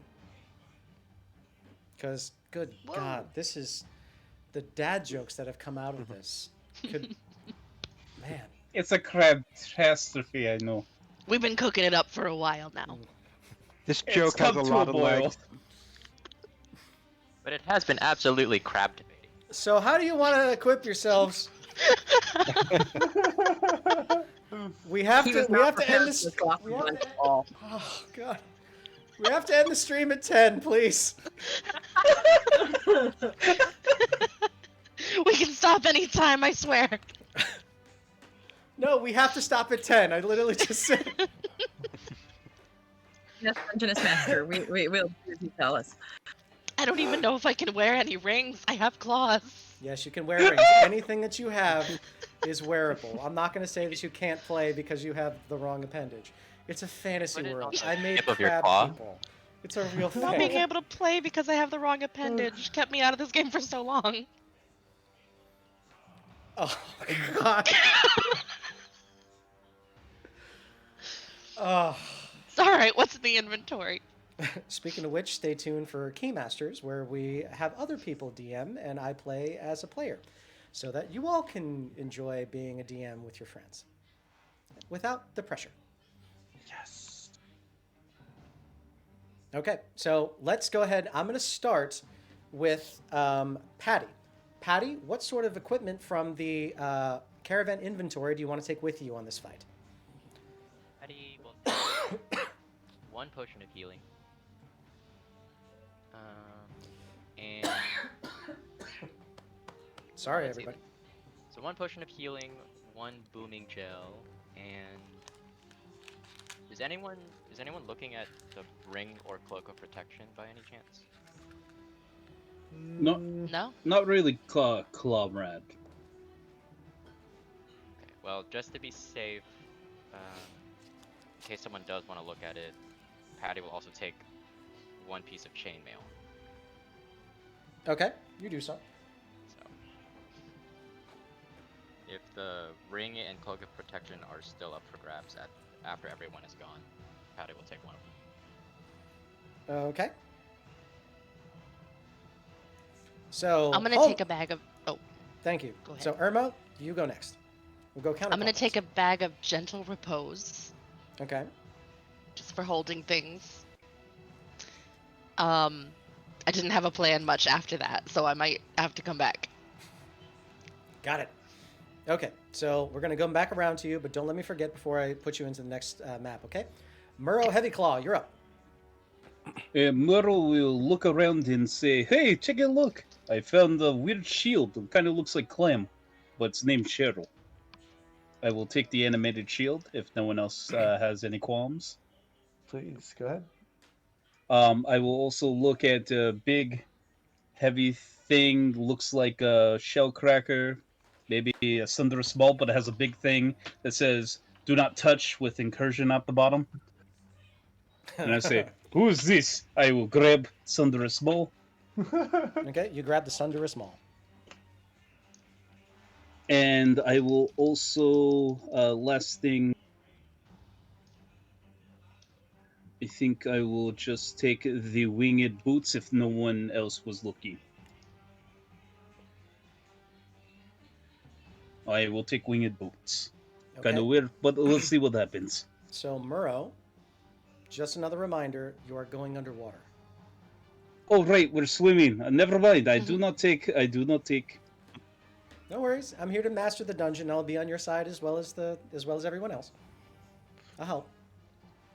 Patty notices a kilt and believes that it is more Murrow's style, and picks it up and moves it towards him. What is Okay. this? I will fashion this weird kilt on top of myself. Okay, so you And- take the taunting tartan surprise. Yes. I'm so surprised. Gotcha. Okay, so you do that.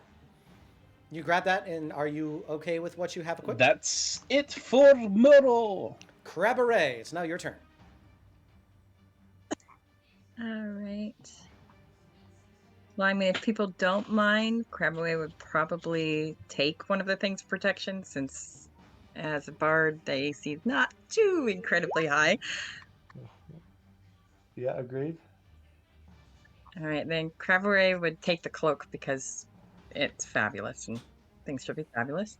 Gotcha. Um, A big thank you to and- Eveline, you too. Thank you very much for your generosity. Really appreciate it. Keep going. see, and then she would also take the dagger of magic missile if no one minds. Okay. That dagger is able to fire a single magic missile every turn as an action. All right. Okay. Is that all you want to do? Yeah, that's it. Okay, sounds good. Jean-Claude Van Clam, what are you going to take? Jean-Claude needs no equipment to show the superiority of the astral pinch. There you go. Homie, you're up. I'm gonna take a look at this figurine. This seems like might have a. Oh, this power is a little disappointing.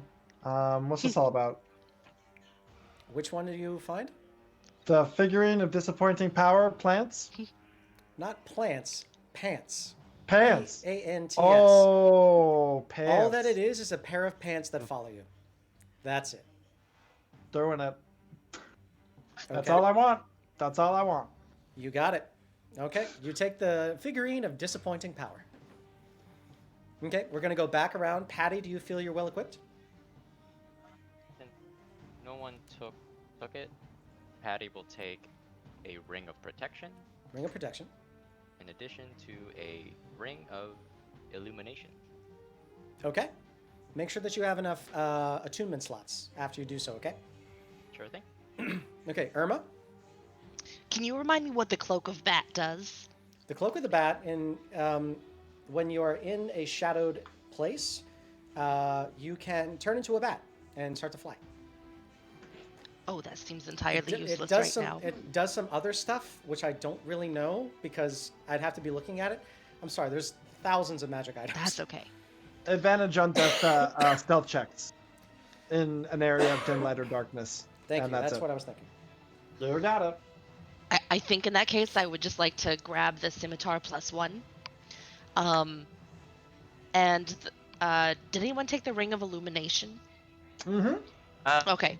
Patty did, but they can give it to you. No. I'll take a healing potion then. Okay. And you that's take a all. healing potion. Okay. Going back around, Heavy Claw, do you feel like you're ready to go? I am one with the crab. I am ready. Okay. Crabberay, do you feel like you're ready to go? Yes, I do. Okay. Does everybody feel like they are ready to go? Home is gonna grab a healing potion for the road. Okay. Ready as ever. Last call. Jean-Claude just does a split with all his legs. With 2 chairs. Crap Yes. Yes, you do. Patty's gonna look at both rings on one claw. I would like to turn over my card of inspiration before we head out.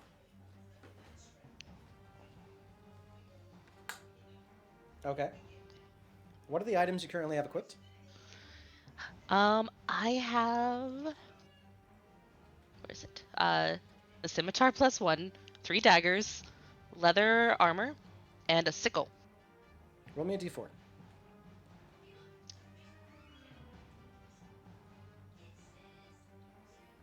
All 3 of your daggers are now daggers +1. Oh. Thank you. Boy. Thank the cards. Thank you, cards.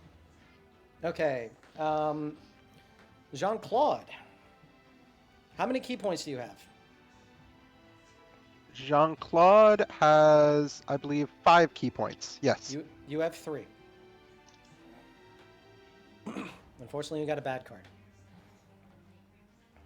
And the other one who got a card was whom? Who flipped it over? There was a third person. Me. Arsenio. Arsenio. This one will not affect you just yet.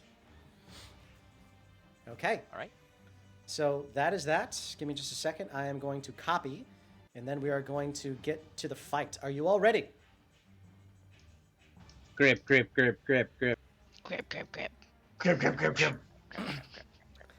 And Great. here we go.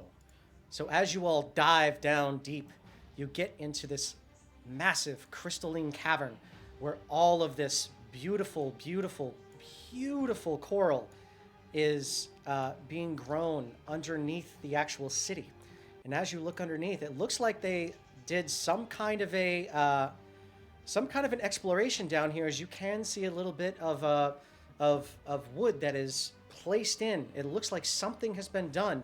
However, there's nothing that you seem to be able to see beyond that. So it looks like whatever they tried to do stopped here. However, in front of you, you currently see a massive Myrmidon water elemental, flanked by 2 smaller water weirds and a water elemental in the front. I need for everybody to please roll me initiative. Remember, click your tokens and then roll initiative. For this, I'd like to thank everybody who is gifted subs, everybody who's been redeeming their trouble bubbles. Thank you so much. Also, thank you to everybody who's been donating. It's so wonderful to have you guys here. I really hope that you all hang out soon. And if you're interested in joining any of these fights, right up top here, you are going to see our Discord link. If you want to be a part of any of these fights, all you got to do is join up and roll off. As we kind of descend in and we see all of them, Moro will just pull out the Thunderous Maul and just yell to his crab raids, "Crab 6, engage!" Yes, you do. Okay, I have Jean-Claude Van Clam, Patty, Craberet, Blubbercup, Homie, Murrow Heavyclaw, No Sidem, Irma Crab, Blubbles, and NO2. I believe I have everybody. Did I miss anybody? No. Silence is what I like to hear very rarely, but right now is a good time for that.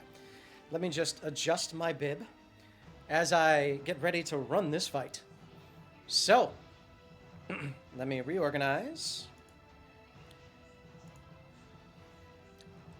Blubbercup, you are first. So, as Blubbercup gets ready to fight, what is Blubbercup's first movement and first action? Remember our two Ravenous are Black Irish 19 and Night Haze 95. You'll notice who is controlling who by the first letter in each one of their names. So Black Irish is controlling Blubbercup, and Blubbercup turn is finished.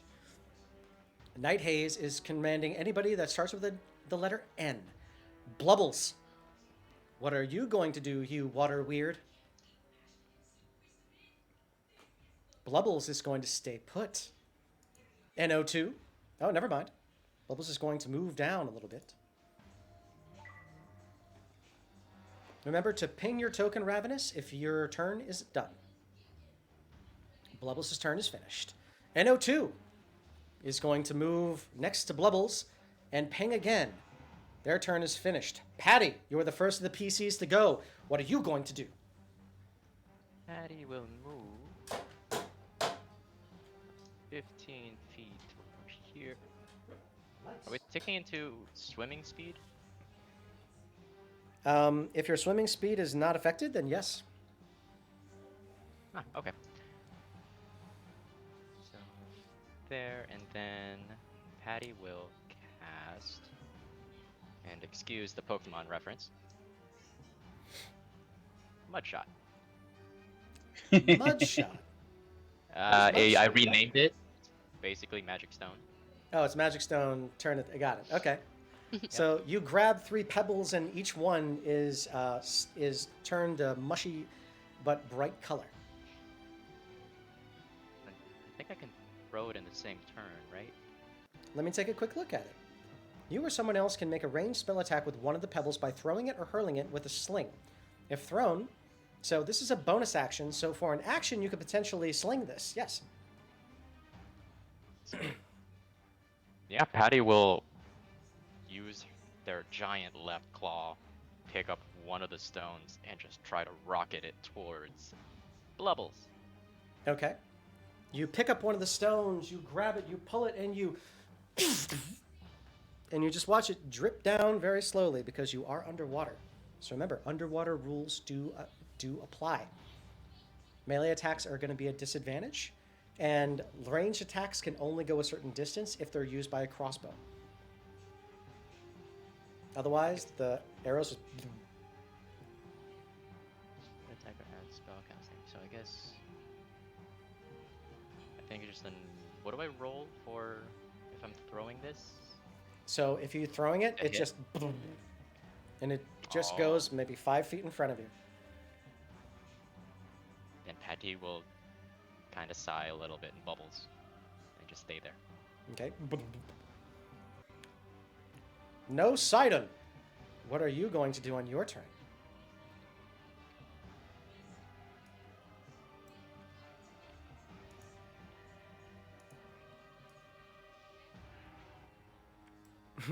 No Sidon laughs mockingly as he lets his minions take care of the rest. Irma Crab, it is now your turn. What are you going to do? Irma Crab's gonna cast Eldritch Blast. Yes, you are. Who are you attacking? Oh, by the way? no Sidon. You're going to attack no Sidon? Okay. Yep. It does hit. You're going to do 1 point of damage. And I'd like to do this. It won't let me cast to the VTT. Tentacle of the Deeps. Oh, there it is. As a bonus action, can I do that? Yes, you have Since I used a cantrip? No, so that says Irma Crab action. Oh, wait, 1 second. Magically summon a spectral tentacle that strikes at your foes. As a bonus action, you create a... Well, that's weird. You create a 10-foot long tentacle at a point you can see within 60 feet of you. Is that within 60 feet? I'm not gonna cast it all the way to him. I'm just gonna cast it in my area. Cause that's summoning it, and then there's a different thing for Oh, to make an attack on it. Gotcha. attack. Okay, so where are you making this tentacle? I'm gonna make it just right here. Okay, draw me a little box for that, if you would be so 'Kay. kind. And I'm gonna stay right where I am. Okay, that's a bonus action, so you get another Eldritch Blast because you're level 5. Oh, I get 2. You get 2. I'm gonna cast another Eldritch Blast then. Eldritch Blaze. 18 does hit. 9 points of damage onto no Sidon. Nice. Nice. All right, is that your turn? Yes. Okay. Murrow Heavyclaw, what are you going to do? I have curious question. If I were to, say, destroy water around the water elemental, does that, in effectively, make it awkward for them, or is it just kind of inconvenient? Can you send it to the VTT for me? Let me read the spell. It's a I level know what 1 you're spell. trying to do, but if I send you against water elementals and you just use Destroy Water, I'm not sure. It would be stupid, but I think they're more magical. I think it's just regular. As the water falls as rain, destroy water. You destroy up to 10 gallons of water in an open container within range. Alternatively, you destroy fog. Never mind, it's a stupid thing. I'll say if you use that as an action, the next attack on Blubbercup is going to be at advantage. Got it. Let me see if I can get close to him first.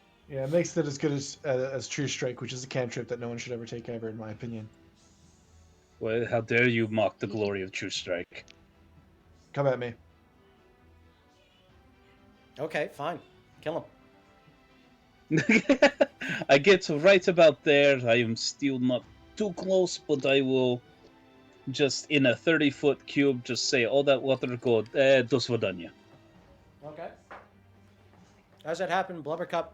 I'm gonna make this a saving throw. So, what is your spell save DC? It is 13. Blubbercup, roll me a dexterity saving throw. If they don't have a dex saving throw, just roll a dex check. If they beat this, they're going to avoid those effects, okay? Roger that. They fail with the 6. Attacks on Awesome. Blubbercup for the next turn have advantage. Awesome. And with my bonus action, I will hold my Sundra Small up in the eye and use my channel divinity for Fury of the Tides. And I channel the powerful might of the sea into my weapon. And if I hit a creature with the weapon attack, I could push him 10 feet away. That's an action, so you're not able to do that. Oh, was it? Yes. They're both an action. So Create Water is an action, and the Channel Divinity is an action. Or as a bonus action, you can channel the powerful might of the waves. I'm sorry, I didn't read all the way down. So bolster your attacks for 1 minute. Once per turn for the duration, when you hit a creature with a weapon attack, you can choose to push the target 10 feet away from you. If the target is pushed into an obstacle or another creature, they take an additional bludgeoning damage equal to your charisma modifier. Correct. Okay. Guys, check your Vanguard tactics. It looks like Patty sent you something.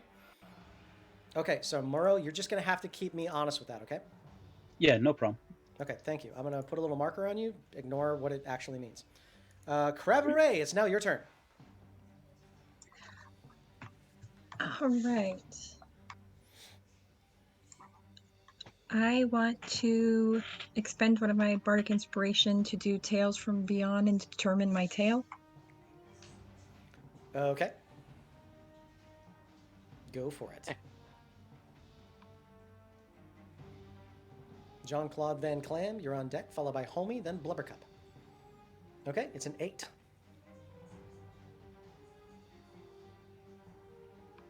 All right, so it's Dark Spirit. Let me grab that for you.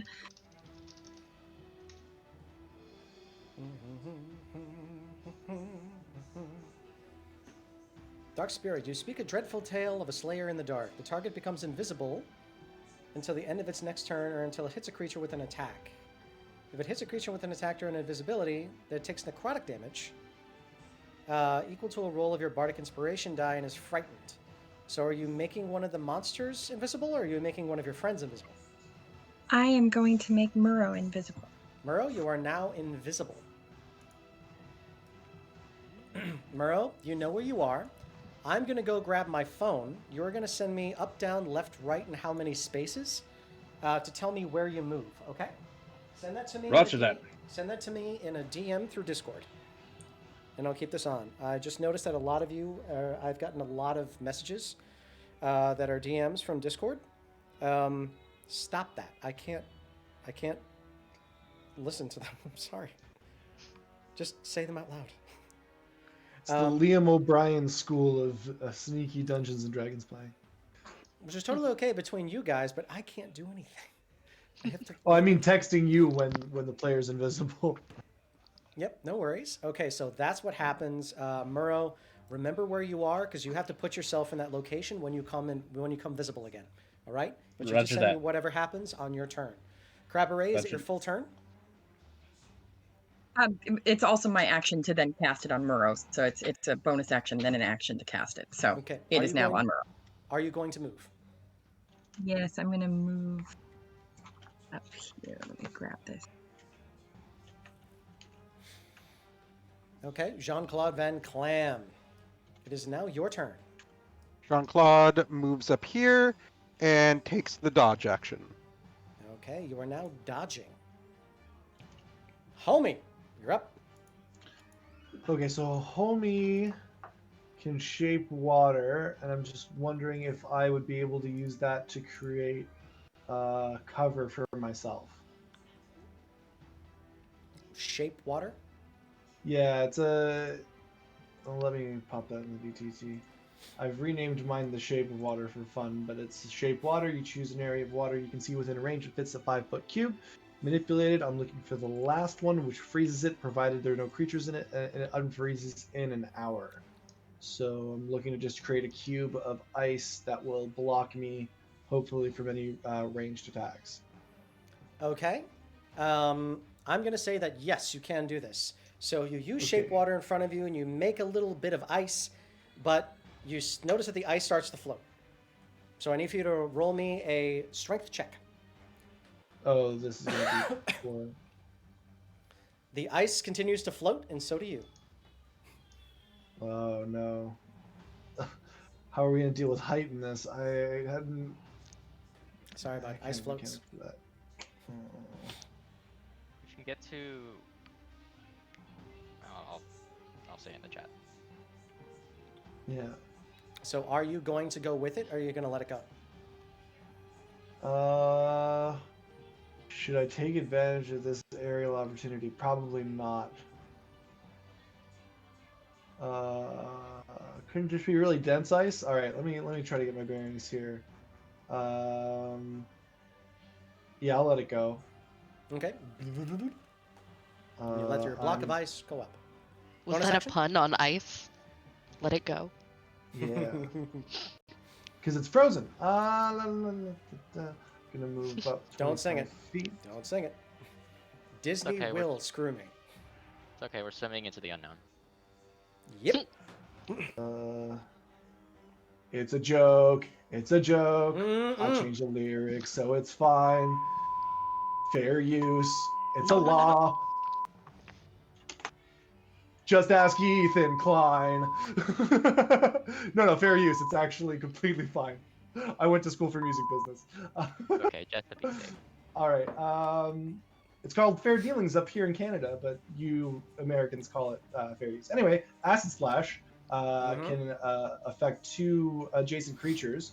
So I would like to hurl acid splash as my cantrip. Oh, I should have used meta magic for that then, because I Yes. can't bonus action a cantrip, can I? And make that work for the action economy. Whoopsie. Oh no, I did a cantrip as the Shape of Water. Can I do 2 cantrips in a turn? Is there any? If you use a quicken spell, I'll say it costs you 1 sorcery point. Yeah, okay, that's what I was gonna do for it. Okay. Okay, good. Sorry about that. First time sorcerer. Knocking off the sorcery point. No worries. I went to school for dungeon mastering. I know how it is. There you go. There you go. We help each other. I love it. I love it. Quicken is 2 sorcery points. I've burned them, and here comes the acid splash. Okay. Who are you shooting it at? The 2 adjacent creatures in range here. So Bubbles and No 2. Okay, gotcha.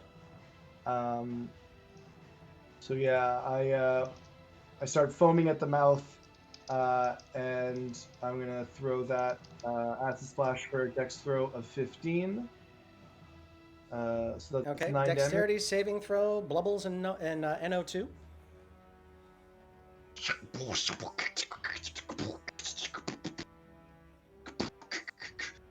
That's the foam forming up and becoming acid. Okay, Blubbles rolled a 13, so he's going to take 9 points of acid damage. And NO2, please roll me a dexterity check or a dexterity saving throw if they have it. It's a 6, so they're both going to take 9 points of damage. Okay. That is Homie's full turn? Yes? Absolutely. Nothing more I could do. Blubbercup, it is now your turn. As Blubbercup looks at you all, it's going to move into the space where it imagined our intrepid leader, Murrow Heavyclaw, to be. And I believe that causes you to be engulfed. It is called Whelm. I need a DC 15 strength save from our invisible friend.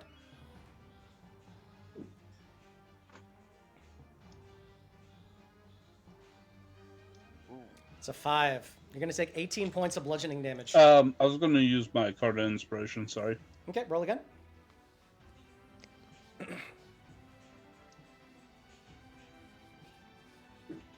Just one less, man. I'm sorry. Bang. Oh well. I'll use just- mine. You use yours for him? Okay, Yeah. roll again, please. Heavy Claw. Big bucks, no whammies. Ouch. Oh, I'm sorry. You're going to take 18 points of bludgeoning damage, but you're not holding the you're not holding the concentration. So you're just going to take the bludgeoning damage, but you remain invisible. However, Roger you are that. currently being swirled around inside a blubber cup.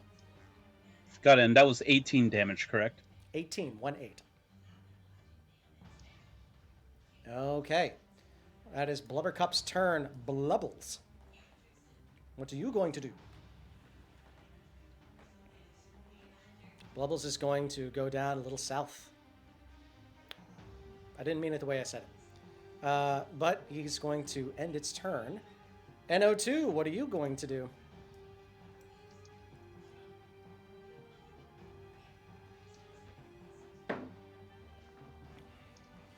Bloody Mary was a bad idea. Blah. NO2 is going to double move next to Irma Crab. Oh, That is the end of its turn.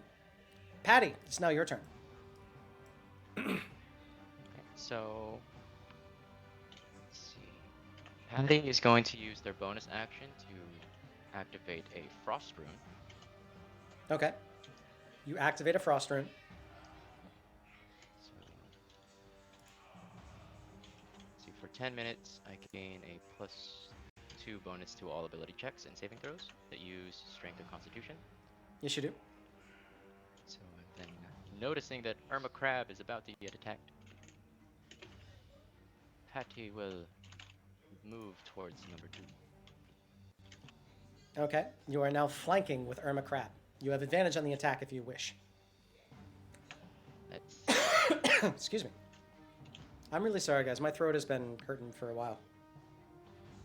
No, you're okay. Still getting over it.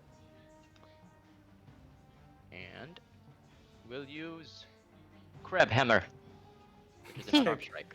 Crab Hammer got you. Okay, so roll the damage, Love that which is band. the purple. But that does hit.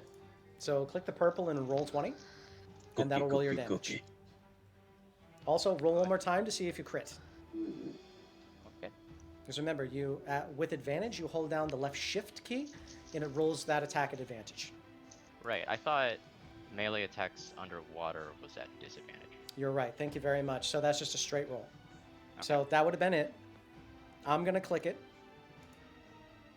3 points of bludgeoning damage. And because of my unarmed fighting style, that's an extra 1d8 +2 damage. Yes. Okay. So, as you pow, your hand goes through it, and you did do a little bit of damage to it, but not nearly as much as you think. Okay. Patty, bonus action? The bonus action was activating the frost rune. Got it. Okay. That So should be- now it's No Sidon's turn. No Sidon's going after Jean-Claude Van Clam. It's going to whip its trident at you. It's at disadvantage because Jean-Claude Van Clam is currently dodging. So please roll me one more time, please. No Sidon.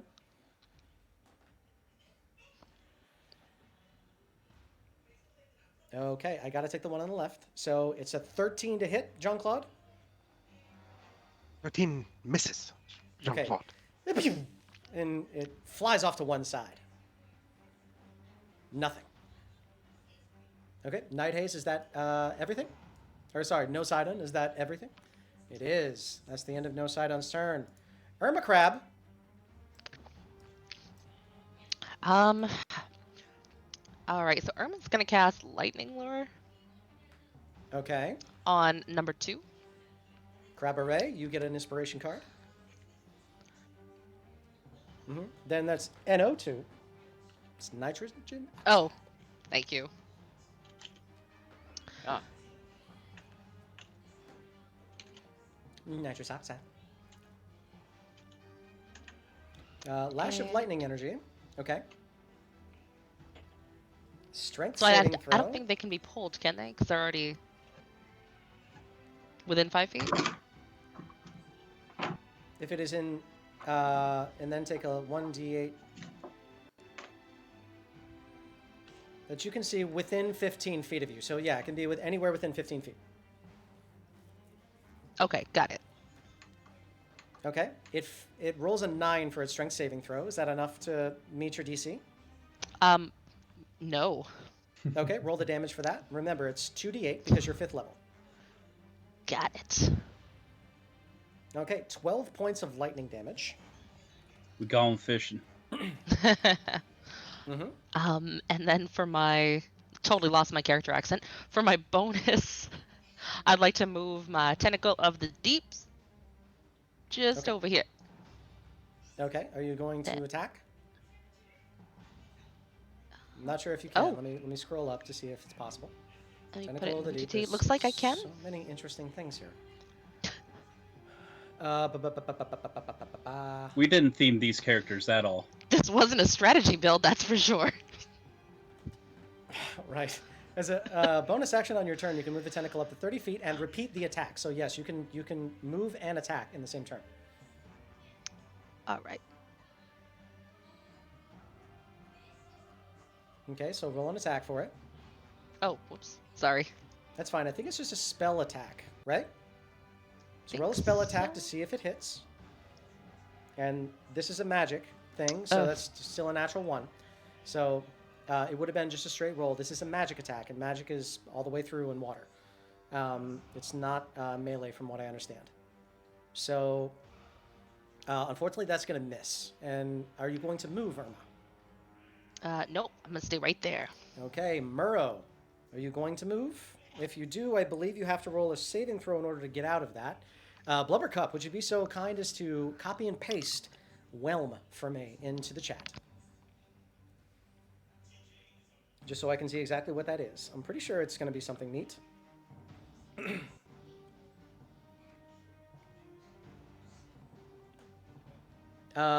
You can roll an athletics or an acrobatics check in order to get out of it.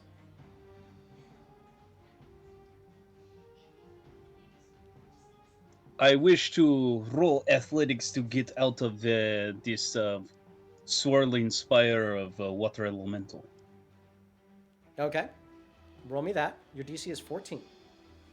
You get out of it. So you get out in a specific space around it.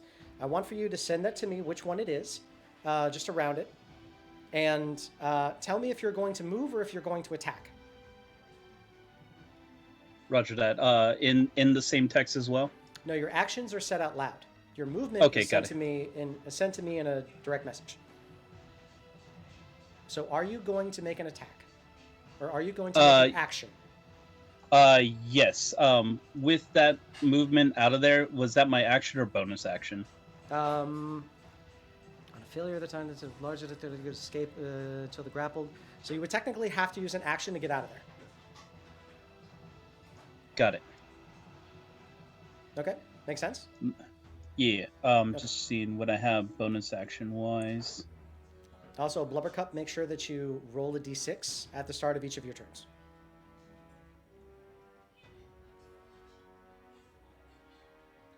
Okay, so as you look through that, Kreibstere, you're on deck, followed by Jean-Claude Van Clam, then Homie.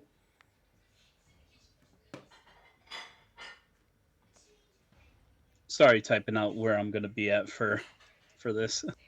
Okay.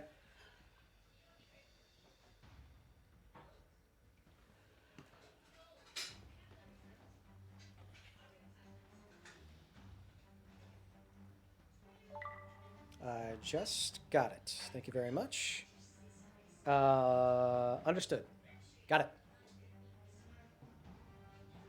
Got Okay. it. And I'm just going to bonus action release the kilt. Okay, bonus action, release the kilt. You become visible. And I want for you to go ahead and roll the kilt. That was just an unarmed strike. Can I use the pincer attack or just unarmed? Actually, no, the way because it's the it's still going to be the kilt coming up underneath the water and the little punching glove into a water And- weird. And this was at disadvantage, correct? This is a disadvantage. That's true. Punching underwater is really tricky.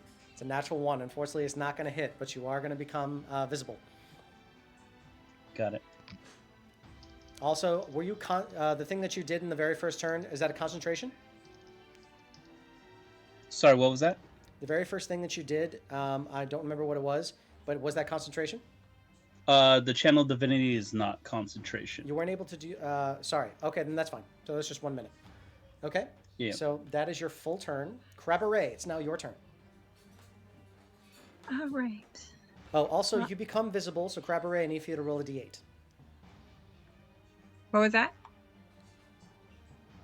In the last part of the thing, once the creature becomes visible, it takes necrotic damage based on your roll. So I need for you to roll No, a d8. it doesn't do it to him. It's if he hits something while he's invisible. The creature he hits takes it. Oh, okay. Okay, I'll take the word on it. That's why I put it on. That's why it said the target becomes invisible till the end of its next turn or until it hits a creature with an attack. If it hits a creature with an attack during this invisibility, that creature takes necrotic damage equal to the roll of Bardic Inspiration die and is frightened from it until the next turn. Got it. Frightened from Nice. it. That makes sense. Okay, that was my mistake. When I heard that creature, I thought it meant the target of your spell. Thank you for clarifying that for me. Okay, No problem. so Kreibstere, it is now your turn. What are you going to do? I see this guy back here messing with Irma and Patty. And I'm going to look over at him. And where is it? I'm trying to... There. And I am going to tell him, why are you so salty? And I'm going to cast Vicious Mockery on him. Yeah, you are. Okay, can I please have NO2 roll me I believe it's a wisdom save. Yes, it's a wisdom saving throw. As the most vicious of bubbles come out of Kreibstere's mouth. It fails. It takes 4 points of psychic damage, and its next attack is at disadvantage.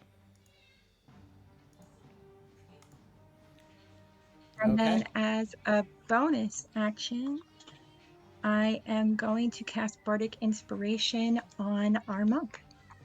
Okay. That is an extra D8 to you, Jean-Claude Van Clam, for ability checks, saving throws, and attack rolls. Very nice. All right. Kreibstere, are you going to move?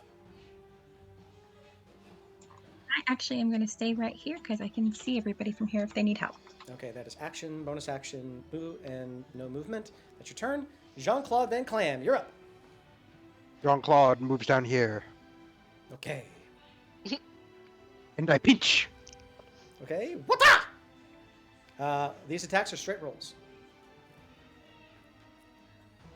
Okay, 14 to hit. That will hit. 8 points of piercing. Are your attacks considered magical? Not yet, I think. Okay. Okay. But I we believe do, you get a second attack. I do, and we grapple now. Okay. So roll me an athletics check. And Blubbles, you can roll a strength or a dex check, whichever one is better for you. Blubbles, I have good news. It's still a natural 1. So that one is just going to fail. So therefore, Blubbles, you are safe. Pinch again. Okay. Whoop-ah! Another 14. This one also stings. Nice. I believe we try to grapple again. Okay. Roll me another one. Athletics or strength or dexterity for the others. 16 and 5. Blubbles is grappled by Jean-Claude. Okay, I'm going to put a little blue marker here to denote that you're both grappling. Okay. A bonus action? The second attack actually was my bonus action. You should be a level 5 monk, so you should have 2 attacks as a basic. According to the sheet, I didn't see that on my sheet. Okay. Are you going to move? Nope, I'm good. Sorry, Homie. friendly rules lawyer here. When you go to the actions tab, it goes actions, red dot, attacks per action, :2. Oh, D&D Beyond. You Roll got again. your souls, you got your souls, and you got your invisible Stop, wand. stop, stop. Sam Regal's not gonna sue us. Come on, Biz. Sue me, not us, me. Stop. Please and thank you. Okay, that's 12 to hit. Unfortunately, that is not going to hit. Okay, so that's your action and bonus action and movement. I believe that's everything you can do on your turn, correct? you know what? Actually, I'm gonna use the bardic inspiration on that last one. Okay, use a bardic inspiration and use your third pincer attack. Okay, 5. That is going to make it hit. One moment. Okay, your next pincer attack comes through and whoop back, and you slam it again. You are doing damage to them, just not as much as you're not as much as you're hoping. Okay, homie, you're up. Okay, so I'm looking around at all of this, and I'm kind of just really curious as to like why these things are here. I know Tasha has involved some rules for parlaying, but I don't think those really apply in initiative. But all the same, I'm looking at no side and then thinking maybe spare them because I can speak primordial, so I can communicate with them in theory. Are you trying to speak with them? I guess could I use maybe a bonus action to communicate with Nosidon to explain that we're here to investigate why the water has turned salty? Okay. I'll just say that you only shout that out. Why did the water turn salty? And you're using what language? Yeah, that's all we want to know.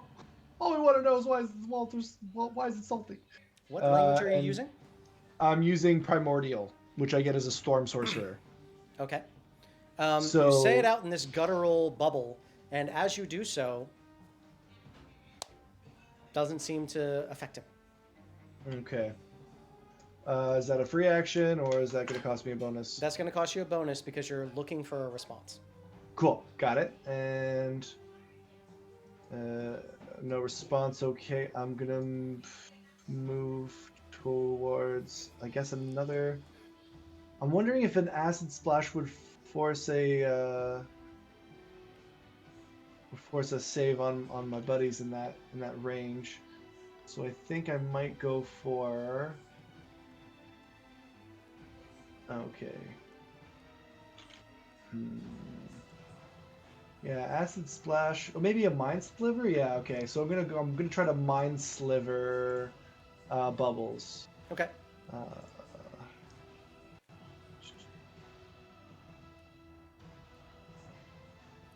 Okay. Intelligence save from Blubbles, please.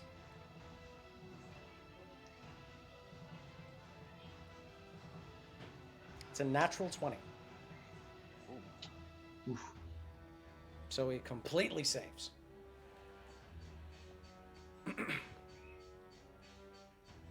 Okay, that's your All action. right. Are you going to move? As for movement, I didn't get that cool ass ice wall that I wanted. Ice floats. Yeah.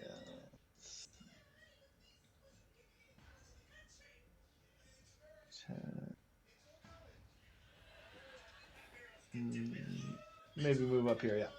And Okay, then that'll be got it. Blubber Cup. It is now your turn.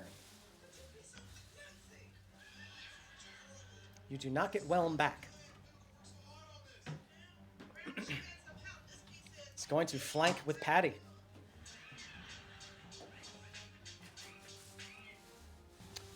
It's a natural 20 and a 25. Reroll Which one? the natural 20. You got it. Okay, so roll again, please, Blubber Cup. 17. Just what you needed. Okay, so You're going to take 16 points of damage on the first one and 15 on the second one. That's a total of 31 points of bludgeoning damage. Ow. And that's that. Blubbles, it is now your turn.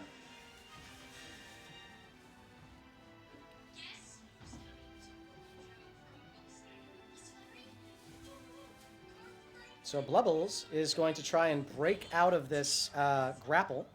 So go ahead and roll me a contested athletics check, please. I have Blubbles' roll. I just need it from Jean-Claude. Sorry, my audio cut out. What do you need for Jean-Claude? I need an athletics check, please. Oh, trying to break out. Got it. Yes. Okay. The action is spent, and the grapple stays.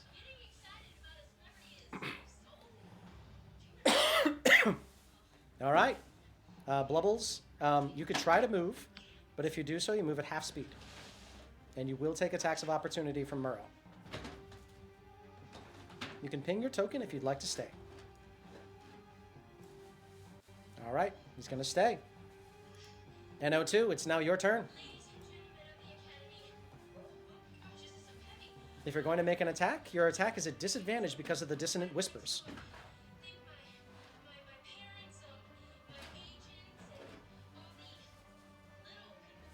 Okay, it's trying to use Constrict, and it's a 9 to hit, Irma. Is that my AC or a strength check? It's your AC. It does not hit. Okay, so that misses. All right. Is NO2 going to try to move around? Patty, you're on deck, followed by No Sidon, then Irma. Okay, so NO2 is going to try to swim away. Patty, Irma, you both get attacks of opportunity if you wish. These are rolls at disadvantage since they are leaving the threatened square.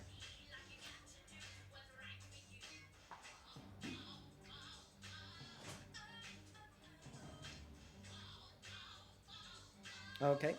Irma rolls an 11 to hit. Oh, you said disadvantage. I accidentally hit the button for advantage. Okay, So then that'd I'll be just 10. take the other number, so that would just be 10. Patty, are you going to take an attack of op? No, Patty will let it go. Okay, Patty's going to let it go. So NO2, what I'd like for you to do is I'd like for you to adjust the name of your character, then minus how many feet you're trying to drop. But you will not take any attacks of opportunity as you go so. As NO2 tries to swim deeper. Patty, it is now your turn. Oh. So NO2 is 15 feet down. So Patty is going to use another bonus action to quote Pokemon here, evolve a bit. Using Okay. Giant Might. Okay. If you are smaller than large, you become large. Okay. So you are now real big. Kaiju! Patty's ready to go toe to toe with Blubbercup. Okay, roll it. And this is at disadvantage, I think. Mm-hmm. Okay. Okay, so the Kreb Hammer comes up with a 15 to hit. That does hit. Awesome. So roll the damage and then roll a d6. And that all adds together. So there's the damage. And I need to roll 1d6. And your unarmed coolness that you get, because you have that neat feat. So that's 15 total points. Have to 7. Okay. And Patty will stay there. You got it. Okay, that's what Patty does. No Sidon. It's now your turn.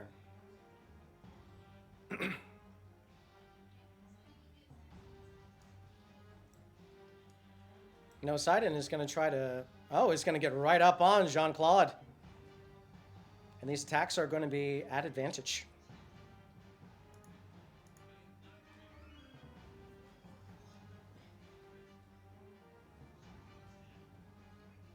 Okay. That's a 26 to hit.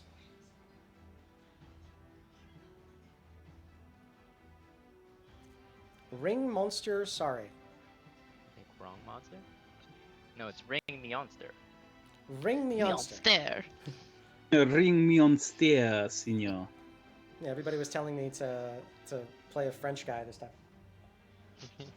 Sacre bien.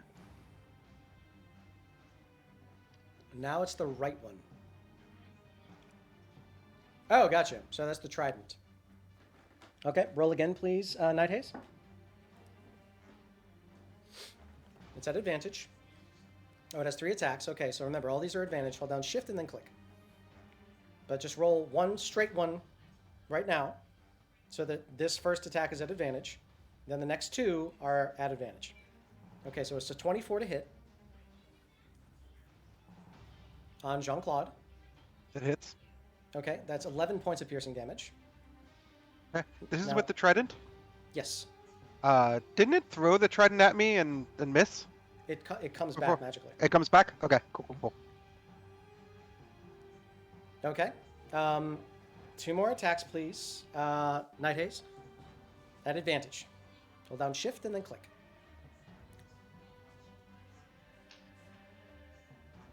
A 19 to hit and a 20 to hit. Both hit. Both of those are 13 points of piercing, so 26 total. Okay. Just one question. Since melee is at disadvantage, shouldn't these all be normal? Not for water elementals. They're made of water. Cool. Yep. Jean-Claude is taking a nap. Is Jean-Claude out? Yes. Okay, Jean-Claude is Jean-Claude starting... has a healing yodel. Jean-Claude just gets a healing yodel. Jean-Claude is back up. What does a healing yodel do? A healing yodel gives any character that the Caravan turns in a extra D4 of healing at any time. Saves a lot of people from going down, so you have 4 points of healing. So thank you very much to our intrepid viewers. And the grapple is broken, that is true. It did go down. Okay. No Sidon, that is your turn. Irma Crab, you're up. Remember, there's only one fight, so use all your spells. All right. I'm going to move my tentacle to the other side of Blubber Cup Okay. And you get to attack at and advantage. attack. It's just magic. Ba, ba, ba. 19. It does 11 points of cold damage. And then I'm going to Eldritch Blast it. Okay, fire 2 bolts.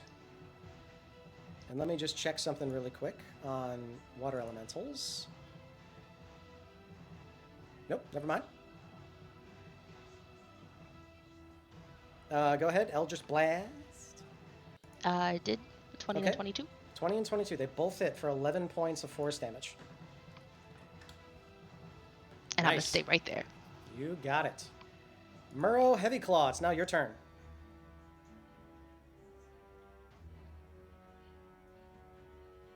Alrighty, so I'm going to move around Blubbles Okay, and get to John Claude, okay. and I will lay on hands for 20 hit points. Okay, 20 hit points is restored to John Claude. Lay on claws. Feel better. I believe that was my action for lay on hands. So, bonus action looking at Blubbles again and just unleashing the kilt. Okay, you lift the kilt up and firing a silly punching glove towards its weird face. Because it's Did a that water come weird. through? It did. And 11, unfortunately, is not going to hit. Balls. No, punching glove. Oh, Okay. sorry. That's your full turn. Crabberay, it's now your turn. All right, I am going to move here. So Patty is over top of NO2. It's just 15 feet. Give me a second. I'll put them in a lower level, just so that everybody's aware. 2 back. Ah, hang on. 2 front. They're there. Patty, I'm just going to put you there to make it easier. Is that okay? Fine. Yep. I put myself here, though. Is it touching Patty then? Or do I have to put myself between them then to be flanked by both of them? You wouldn't be flanked by NO2. NO2 is 15 feet. Imagine flying. It's just reverse since it's submersive. So you would not be flanked. Right. Well, then I'm going to walk to here. I'm going to put my hand out and put it on Patty and tell Patty, you're a good one. Hang in there. And cast Cure Wound. Okay. Cure wounds on Patty. 23 points of healing to Patty. Woo! That's a good one. Nice. What was that? And That then was- I am- that was a bunch of healing. And then I'm also going to give Patty a Bardic Inspiration. Very, very nice. 8, 5, and 7. Nice. All right, Patty, you have an extra D8 that you can play at any time. Got it. Yes. How can I help? Sorry, Black Irish is asking me a question. I do hope that I can help.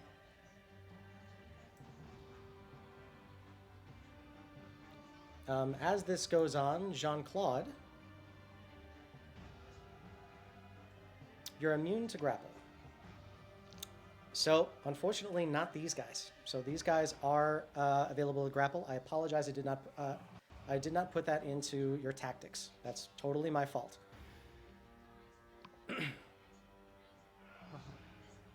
So thank you very much, Black Irish. That's absolutely true in the monster manual. Just using those for the rolls. But these are available to be grappled, as these are tangible. But thank you very much for saying so. Condition immunities do, but specifically grappling, that's fine. Okay, so Jean-Claude, you are now up, and since you're floating and swimming, it really doesn't matter that you're prone. Prone doesn't matter here. All right. Jean-Claude turns to Nosadon and pinches. Okay, throw some pinches. Bitch. Okay, that's a 15 to hit. It's not. It is not going to hit. I pinch again. I think you do have a Bardic Inspiration still, too. Right. I- Remember, I- these are at disadvantage. Oh, yeah.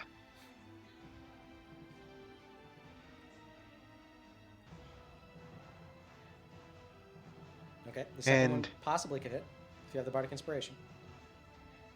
I thought, do I get that each turn? Or, Did you? Oh yeah, I you already did used already it. use it. Thank Yeah. you very much. and then in that case, I pinch for the third time. Okay, pinch, pinch, pinch, pinch, pinch. Good grief. Okay, unfortunately, it doesn't happen this turn. Are you Uh, going to move?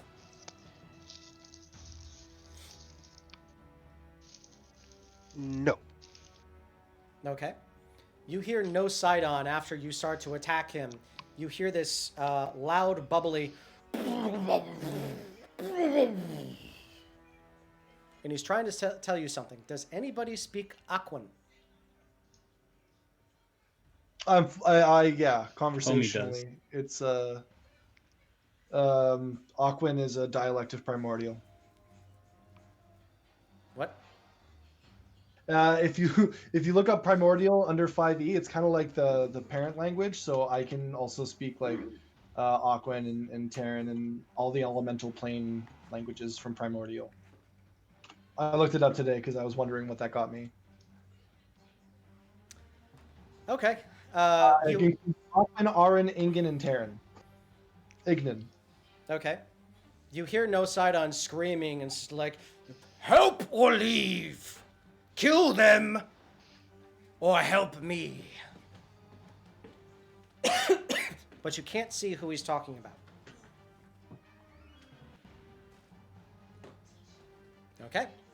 Homie, your turn. All right, I hear that, and in Primordial, doing my best to stick to the Aquan dialect, which is pretty easy, being that I'm a crab person. I'm going to use my bonus action to say, we're here on a mission from the surface, but we aren't here to destroy anyone. It's got to be please. quick if you're using Oh, your yeah. bonus action. It's only like a couple Mer- words. We're not here to fight, please. That's going to be it. Roll me a persuasion check at disadvantage. Will do. Because you're currently trying to kill everybody.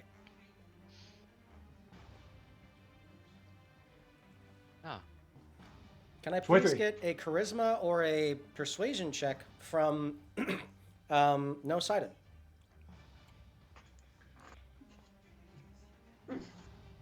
This could be the quickest battle ever. Okay. You hear coming back, the Weirds! And that's it. Okay. The Weirds. That's the tiny ones, right? You think so? Yeah, that seems like it. Okay, so that's BA territory, right? So I got an action left. Mm-hmm. I'm going to nerf pulse. Oh, that's a melee spell attack. Okay, so let me walk up to this one right over here and nerve pulse them, which I guess would be at disadvantage as well since it's a spell attack. Melee spell attack, rather. Okay. Or would it? No, this one has an issue, so you have to send in a spell attack roll. This is just something that I made, so it's difficult. I'm sorry. Oh, that's not a problem at all. So it's a 12 to hit, but since Nope. it's a melee spell attack, oh, that was Patty. Never mind. Yeah, I discard that. No worries. So an Okay, 18. so I need to roll it again and take the lower roll, or No, you don't how's because that you're gonna work with flanking. the So it's a spell? straight roll. So an 18 does hit. So roll 3d12. Wonderful. Oh, mother of goodness. 17. Nice. Okay. 17. It's a fun way to do it. Okay, so 17 points of non-lethal damage. Okay, but I have that listed.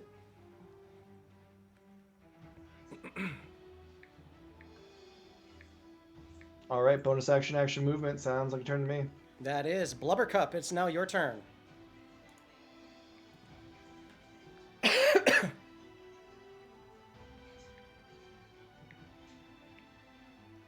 Okay, so Blubbercup is rolling that, and he's going to try to whelm.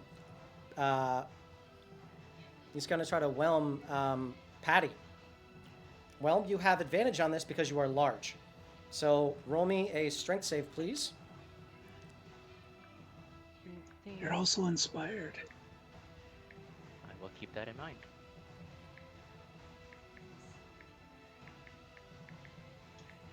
Okay, 17. You are not whelmed. Okay, so you appear 5 feet in any of the squares aside from him, so you can place yourself wherever you wish to be. Can I place myself underneath it? Yes, but we'll just say that you're over to one side just for now, just to make it easy so Yeah. that we can see the other thing. So if you're Right. going to place yourself underneath it, just write Patty minus 10 feet. This way we know. And that you're right underneath. Thank you so much. Okay, so that's happening. Blubbles, it is now your turn. Oh, Black Irish was asking if he could still attack. No, so that's an action to use Whelm, I believe. But check for me. Check the wording on that, because I'm pretty sure that whelming is an attack. If it isn't, then if it just says as part of movement, then that's different.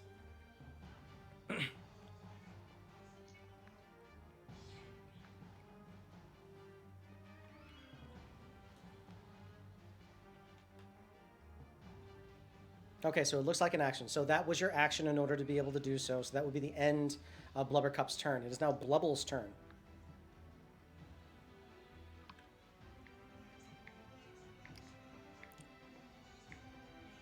Okay, Blubbles is going to go after Jean-Claude. Normal attack.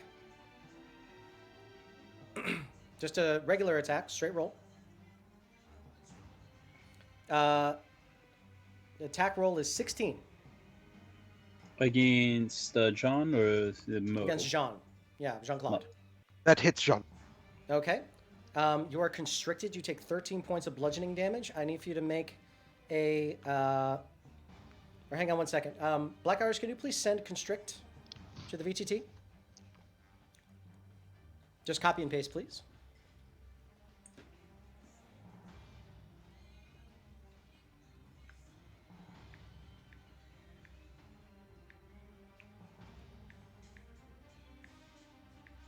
Okay. Melee weapon attack plus 5 hit. Grappled and pulled 5 feet towards the water weird until the grapple ends. The target is restrained. The water weird tries to drown it. Doesn't matter. So you're just grappled. Okay. Loophole. Hold on a sec. No, you make the check. You're still going to take the 13 points of bludgeoning damage, but make me an escape save. So acrobatics or athletics, whichever's best for you. Okay, you are not grappled, but you still are going to take the 13 points of bludgeoning damage. Got it. Okay. Blubbles, are you going to move? You're welcome, Red.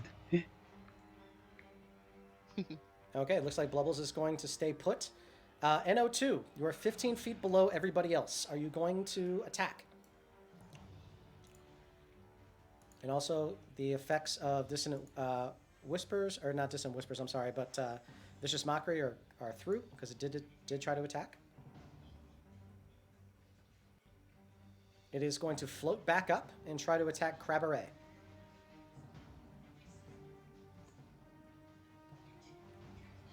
A 23 to hit. Definitely hits. I'm going to do 10 points of bludgeoning damage. I need for you to roll me an athletics or an acrobatics check. Whichever's best for you. What? I'm sorry? I didn't hear what you asked me to roll. An athletics or an acrobatics check?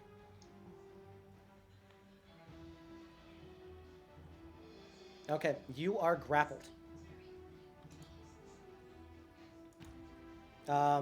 NO2, if you can please change your name to just NO2. Take out the 15 feet, please, because you are now flanked with Irma and Kreibstere.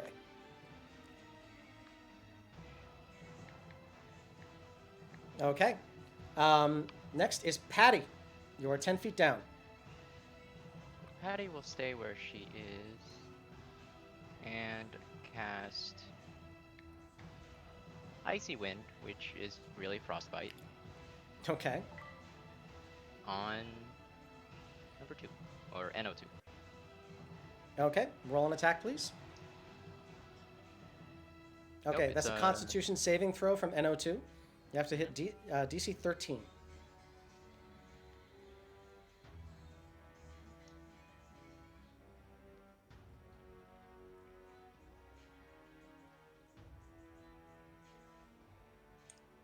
NO2, let me get a Constitution saving throw, please. Rolled 15. Just going to take no damage. Bonus action? Nope, that'll be it. Okay. That's it. Got it. No Sidon. It bubbles up, and it has its spear way back, and it does nothing. Irma, it is now your turn. I'm going to move my tentacle over here, right next to NO2, Okay. and we're going to attack. If I can Wah! find it on my screen. 22 does hit for 11 points of cold damage. And looking then rough. I'm going to Eldritch Blast. You're, No, Are you no, a I'm not. warcaster? Okay. No, that's why I don't know why I was trying to do that. Instead, I'm going to hit them with my scimitar. Okay. Natural 20. Awesome. So they are flanking. They are going to hit. And as you carve through this creature with your scimitar, it does the exact amount of damage that you were expecting it to. As it whoosh, goes right through the water. Nice. Okay. Stay right there. So that's my move or my turn. All right. That is going to be your turn. Murrow, it's now your turn. No Sidon is looking at you with his spear ready and up.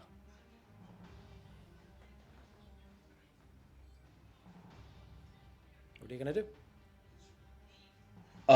Let's see. So, and we see it.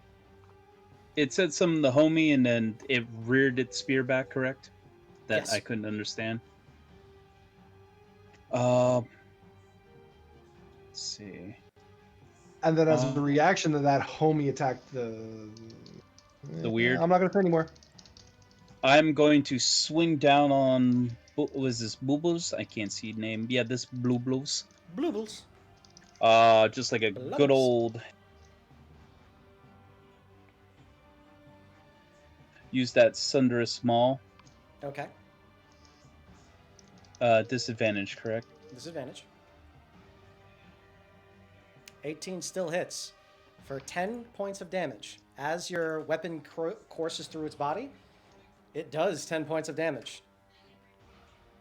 It also needs to make a saving throw because of Fury of the Tides. Okay, what's the saving throw? Apologies. I'm trying to. It should be a 13. I just don't remember. DC 13, it would be strength, I believe. Yes, strength. Okay, roll me a strength check, please, Blubbles. Okay, it does make it. It's a 17. So it does not move. Oh, sorry, I'm dumb. There's no strength save on that one. I could send it real quick. As a bonus action, you can bolster your attacks 1 minute once per turn. I just for the duration choose when if your I creature- push it 10 feet away from me. Okay, do you choose to do that? I smack it down 10 feet. I don't think it's close to any coral, is it? No, it's not. Got it. So I just smack it down 10 feet, and with that, I'll move into a position around the Myrmidon. Okay. In a flanking manner, if possible, with Jean-Claude. Okay. Don't you have 2 attacks as a level 5 paladin? Yes, that was going to be the second attack. You want to attack no Sidon? Yes. Okay. Roll an attack.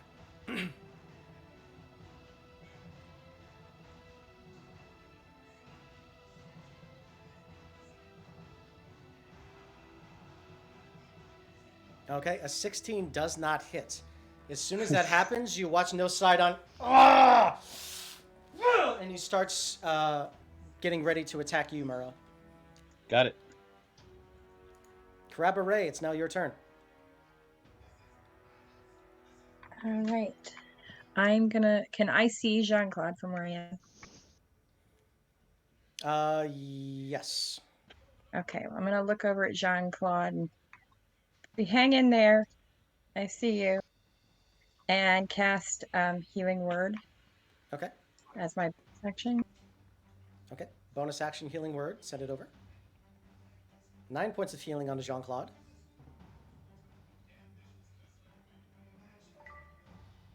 And then for my action, I am going to use my wide dagger of magic missile Okay. on Blubbles. Okay. Just Yeah. roll a d4 and add 1. Because it just hits. Okay, 5 points of damage on the blubbles. All right, are you gonna move? Since they would get an attack of opportunity now, I'm gonna stay here. Jean-Claude, it's now your turn. I turn to Blubbles, and I pinch. Okay, go for it. An 8 won't hit. Remember. Oh, never mind. You're flanking. You're fine. I pinch again. 16 will hit. And Okay. let us grapple. Okay. Athletics check from you, strength or dexterity from you, Blubbles. Okay, you just beat it, so it is grappled. So double advantage will give you advantage. And I pinch again. Okay, you pinch. Roll again to see if you crit. Yes.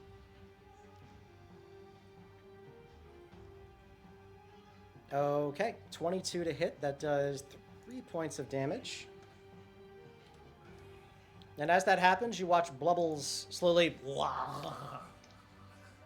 start to rotate. It looks like he's limp in the water. Not dead, but limp. Greetings. Okay. Homie, it's now your turn. All right. Bonus action. Yell out to Muro. Don't go for the big guy. We're gonna go for the weirds. And with that, I think. Oh,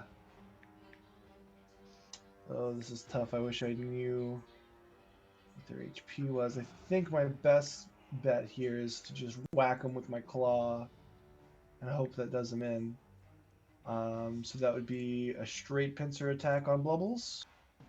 Okay. Great. Okay. Using the pincer attack with the pincer technique. Am I right? Natural 20. Crit. Cool. Okay. So that's 5 points of damage. Ugh. Well, Sorry. I'm glad you rolled it, not me. After this fight, I will help you with the pinch. Okay. So that is 5. It's not magic, so it's reduced. You're still taking little bits of it away. But that's about it. Well, I'm gonna stay where I am to keep this flanking formation in place and pass turn. Okay. Blubbercup, it's now your turn.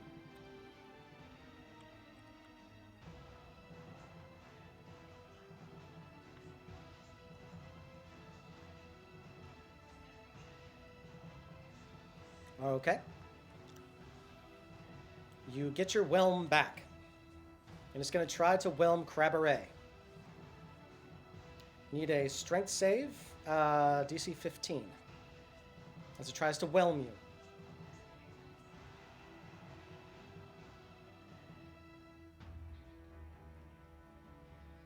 It's not a disadvantage. No, I have advantage. Oh, advantage. Okay, well, I have advantage on all saves, but okay, unfortunately 9 is not going to make it. Good. I want to use my inspiration and re-roll that. There you That go. was a lot of people saying one thing at the same time. We use our cards. Okay, go for it. Just re-roll one of them, right? If you have advantage on all of your saves, yeah, just reroll one, because just reroll any 1 dice.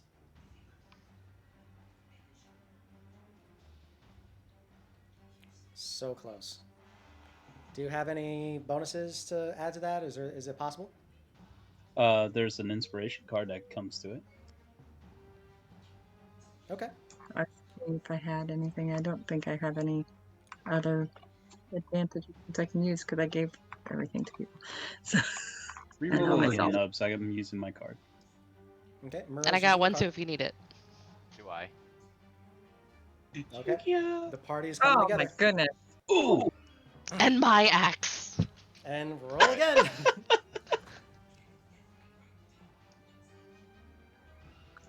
Oh man, guys, you're just wasting your cards on me at this point. You have my claw. Another one. Crap. Save the bard. Save the world. Come on. Yes! Yes! All right.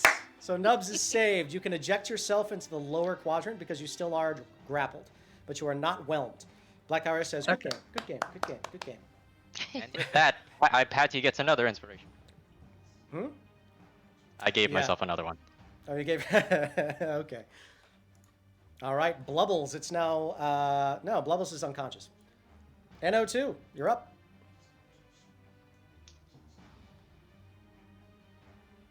NO2 has advantage on all attacks against Kreibstere. NO2 is going to try to attack Irma. Okay. You can use any attacks except for Constrict, because you're currently constricting Kreibstere.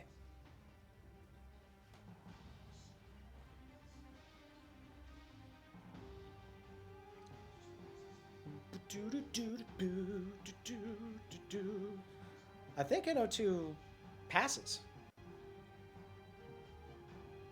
Okay. Patty, it's now your turn. Question about Giant Smite. What's up? I'll put it in the BTT. Since it makes me magically larger, Mm-hmm. does that affect my unarmed attacks? Like, Yes, does that so turn that's them- the extra D6 that, but you just deal extra damage. Okay. So if that's the case, You have straight rolls against NO2 if you attack, because it's in line with Kreibstere. You'd have to raise up 10 feet, but you could do so. and I will do just that. So Okay. let me change my name real quick. Murrow, you get a card of inspiration. And And Kreibstere gets a card.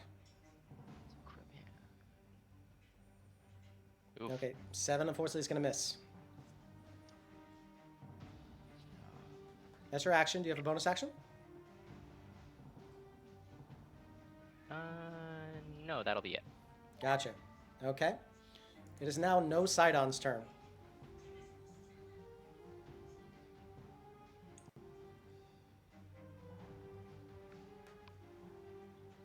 No Sidon looks over at Blubbles, and he takes his spear, sticks it into it, and it looks like it sucks Blubble up through the spear, and you see No Sidon growing bigger, and he's ah. As that happens, No Sidon turns over, and he sees Murrow. 2 attacks against Murrow.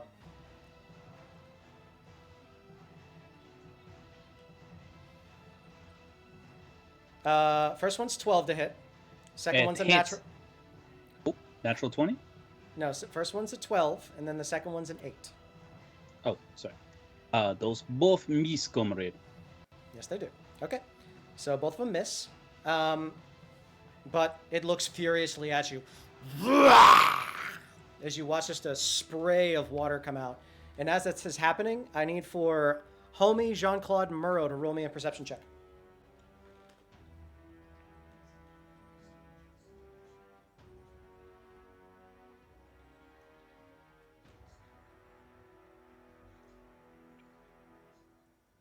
Murrow? Sorry, D&D Beyond. It kicked him out. He was going back to it. No worries, happens. Okay, Murrow's the only one that catches this. As this happens, you notice that all the water around you is now fresh. Oh. He peed. This water has an attitude now. God dang it! Who said he peed? And that was the Chicken nuggets! No. Dang it! chicken. It nugget. was! What the hell? Side. Murder Ow. Don's pee from the mouth, confirmed. Ow. No filter. I'm sorry. I love Alright. how it was also under your breath too. Okay, so that's what happens. No Sadon stays in place and looks furiously towards Murrow. Oh, Irma, hi. it's now your turn.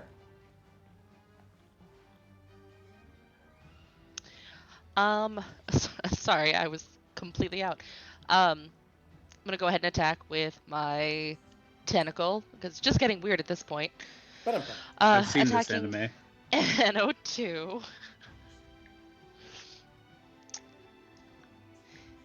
okay. 12. Plus 12. 12 unfortunately is not going to hit. You know that's okay. Instead, or as my action, I'm going to cast lightning lure again, and targeting NO2. Okay. Strength save, please, from NO2.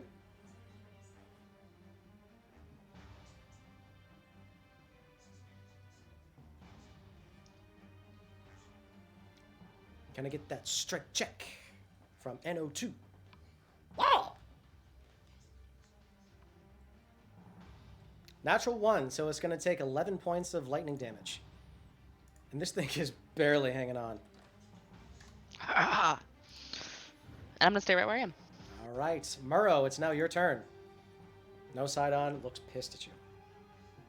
Looking at this and feeling what I've just perceived, I point with my big claw and just say, "It makes fresh water!" And then I'll use my bonus action to... that... Blueberries has ceased to be, correct? Bluebills was absorbed by no side on. Oh, yikes. So as I do that, I'm going to bonus action Misty Step to Blubber Cap. Okay, how far can you Misty Step? I always forget. 60 feet. 60 feet? Okay, so you do so. But I assume that was my action to speak those words. No, it wasn't your action. If you say something and you don't expect a response, and it's very quick, then that's a free action. If you say something expecting a very quick response, so it's not complicated, it's a bonus action. If you have a complicated interaction, that's an action. Got it. So yeah, Moro will just point, "It makes fresh water," and then Misty steps over to the water elemental. Bonus action. And we'll, as my bonus action, and then I will smack it. Okay, these attacks are disadvantage. Correctamundo. First attack. 18 does hit. 8 points of bludgeoning damage. At this point, yeah, I'm going to smack it 10 feet to up in this direction. Which is what direction? Sorry, my pointer was on ruler mode. No problem. All right, so you're smacking it up 10 feet. Got it. Boing. And then with my regular movement, I'm going to swim back up to it and then swing again. Okay. At disadvantage. 7, unfortunately, is not going to hit. Ah, dang. And I just go there with claw and hammer and just Okay, so that's what happens. Kreibstere, it's now your turn. Remember, you're still grappled by NO2. But all attacks that you make against NO2 are at advantage. They're what? Any attacks that you make against NO2 are at advantage, unless they're a melee attack with like a weapon or something like that. Okay.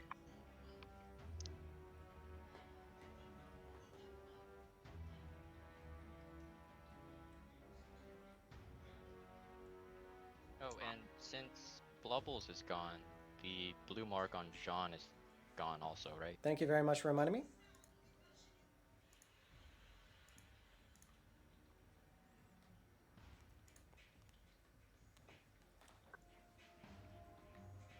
I actually don't really have anything that's not just a saving throw. I am going to magic missile at it. Okay. No. Magic missile, it just happens. So go ahead and fire off the magic missiles. Or however many. So 2. How do you want to do this? It'll be 3. Maybe 3, but yeah. I'm just going to take out the dagger and go, "Get the heck off of me," and cast it at them just like they're disgusting and I want to get away from them. Okay, you pull out the dagger. The moment that happens, you watch the little core that's inside just... As that happens, you get this waft of strong salt coming right into your face. Irma Crab, you are now inundated by it, and you both have to cough. I need for you both to roll me Constitution saving throws. Your DC's 12.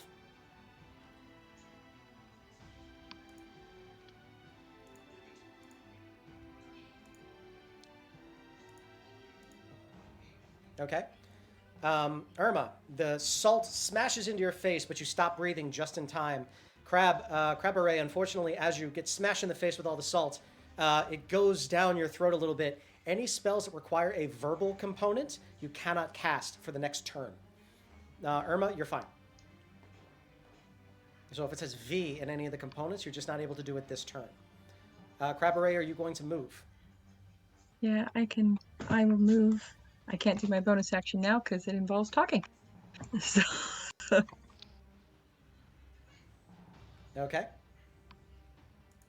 Jean-Claude, it's now your turn. Dungeon Master, we need a ruling. Arms of the Astral Pinch. Are they magical? They do force damage, Yes, but the they are internet... magical. Okay, great. Then... Jean-Claude will move...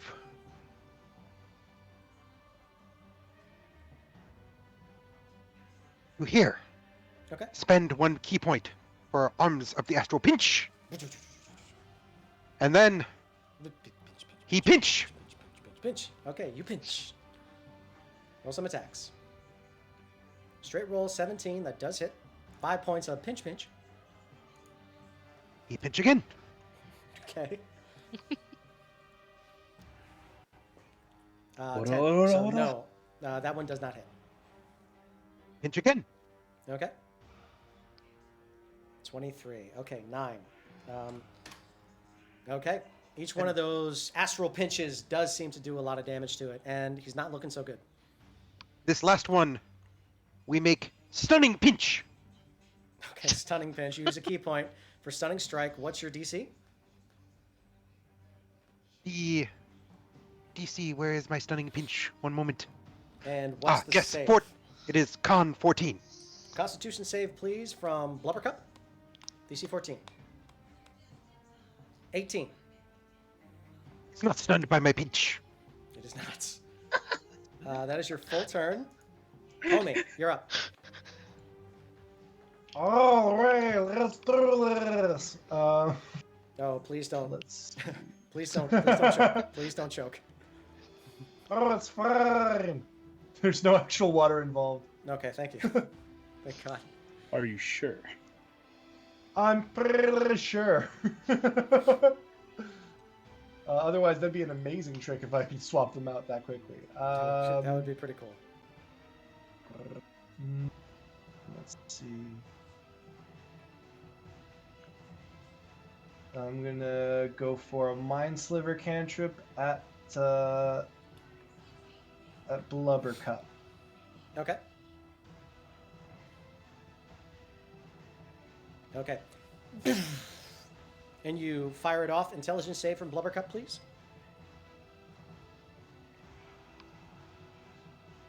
Okay, it rolls a 15, so it takes no damage. Alrighty then.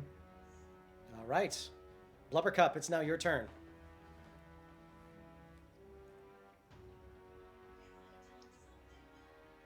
That recharge was underwhelming. Puns are strong in this session. I feel so, what's the word when you don't feel things anymore? Dead No? inside. Right? Numb. So numbed from this. Okay, Blubbles is, or Blubbercup is going to try to attack Jean-Claude Van Clam. I will use interception to as my fighting style of the Paladino of the Open Sea. Okay. What does that do? That basically just gives me a D10. If it happens to hit, it's a D10 plus 3. Hold on, I'm just saying, just bringing it in real quick. When a creature you can see hits a target other than you within 5 feet of you with an attack, you can use a reaction to reduce the damage the target takes by 1d10. Oh wait, I'm not 5 feet next to it. I'm 10 feet away from it. Right. Never mind. Okay, I think that's not going to work in this situation unless you're right next to them. That I'm going to have to rule for that. Yeah, I'm not close enough. Okay, so 26 and 17. Those are the rolls to hit. They both hit. Okay. Patty is going to activate Cloud Rune. Okay, what does that do? When It's hit by an myself attack roll. or Yep. The attack of the chosen creature becomes the target of the attack using the same attack roll.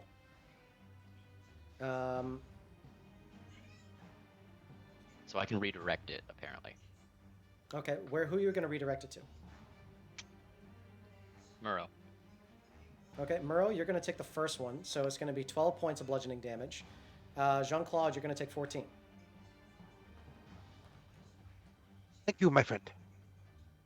Okay, so that's Blubber Cup. Blubbles is dead. No, NO2 is dead. Patty, you're up. Patty will move in a flanking formation. The Like yeah. Okay. And Patty will open up their right claw, point it at Blubber Cup, and cast Icy Frostbite. Wind. Okay, Yeah. Constitution saving throw, please. Blubber Cup. 18. Poop. All right. Bonus action? Nope, that'll be it. No side on. No side on. Gets. As you see it become furious. And it grows by one size. Oh, no. Hold no, up. no. Hang on. Sorry. No side on. Give me just 1 second. I'm so sorry for doing that to you. You moved it while I was increasing its size. Can you move it one more time, please? No, it's totally fine. I've never had anybody do that before. I didn't know that it reversed the Mobius, you could character. say the thing. Okay. No, it's okay. He doesn't. Like... No Sidon is going to come right next to Blubber Cup, and he's going to start stabbing in it. It looks like your enemies are turning on each other. The first one is going to miss wide as Blubber Cup is confused. The second one is going to miss even wider, and now Blubber Cup is getting worried. The third one, though, that's the ticket. As it stabs in hard. And Blubber Cup is looking rough. Irma, you're up. Irma Crab. Irma Crab. I'm gonna go ahead and cast Witch Bolt toward Blubber Cup Okay, roll an attack, please. at 3rd level. Ah, shit. That's Lightning all I got. underwater. An 11 is not going to hit, unfortunately. Do you have a... I will use a card to have her re-roll that.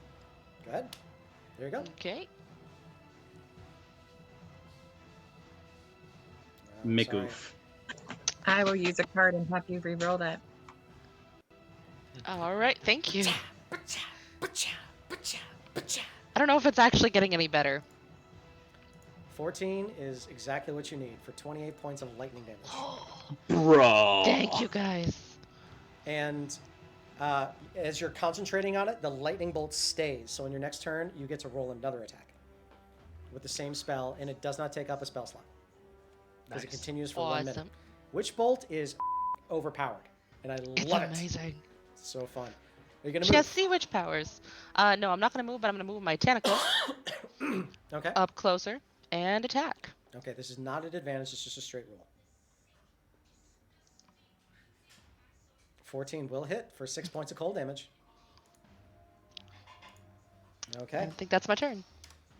got it. Murrow, it's now your turn. Muro will hold up, and you'll see kind of power and kind of lightning, and I'll do a bonus action, Thunderous Smite, Okay, to channel my weapon with thunderous energy. sounds like fun. Your Sunderous Maul now is covered in little streaks of lightning underwater.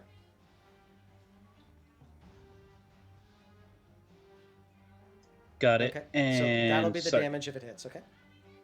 Yeah, and then I'm just gonna get into a position where I feel like I could I go right there and just have advantage, or at least a straight roll? Not at your ankles, no.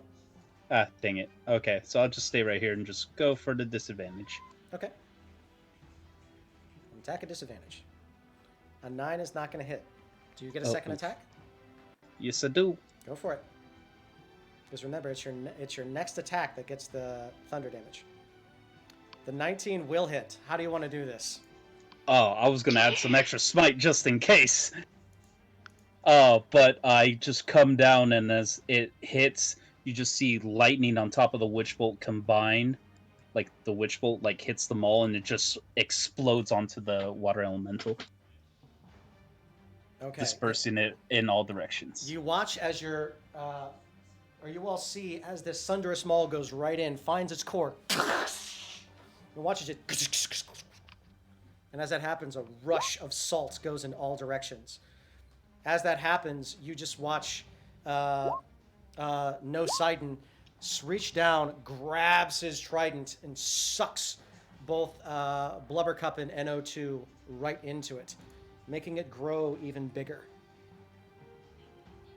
As it looks to the rest of you, Homie, you're the only one that can speak Primordial? Is that correct? Yep. I'm pretty sure. Okay. Yep.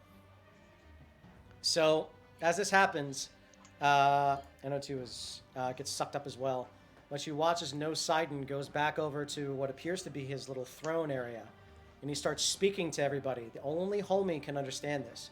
But he says, I've needed assistance for quite some time. Those have been summoned. Salts. The most cursed of water elementals. Thank you.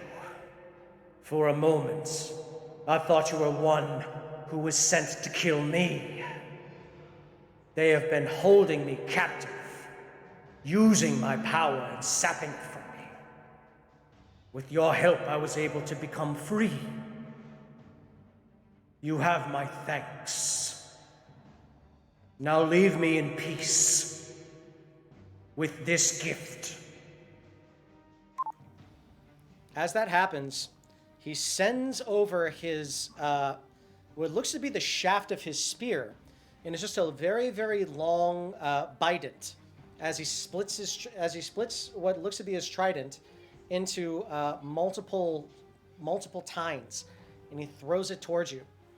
As you do, you grab it, and it feels cold to the touch. In victory, Patty will cast dancing lights around No Sidon. Okay. It's a celebration.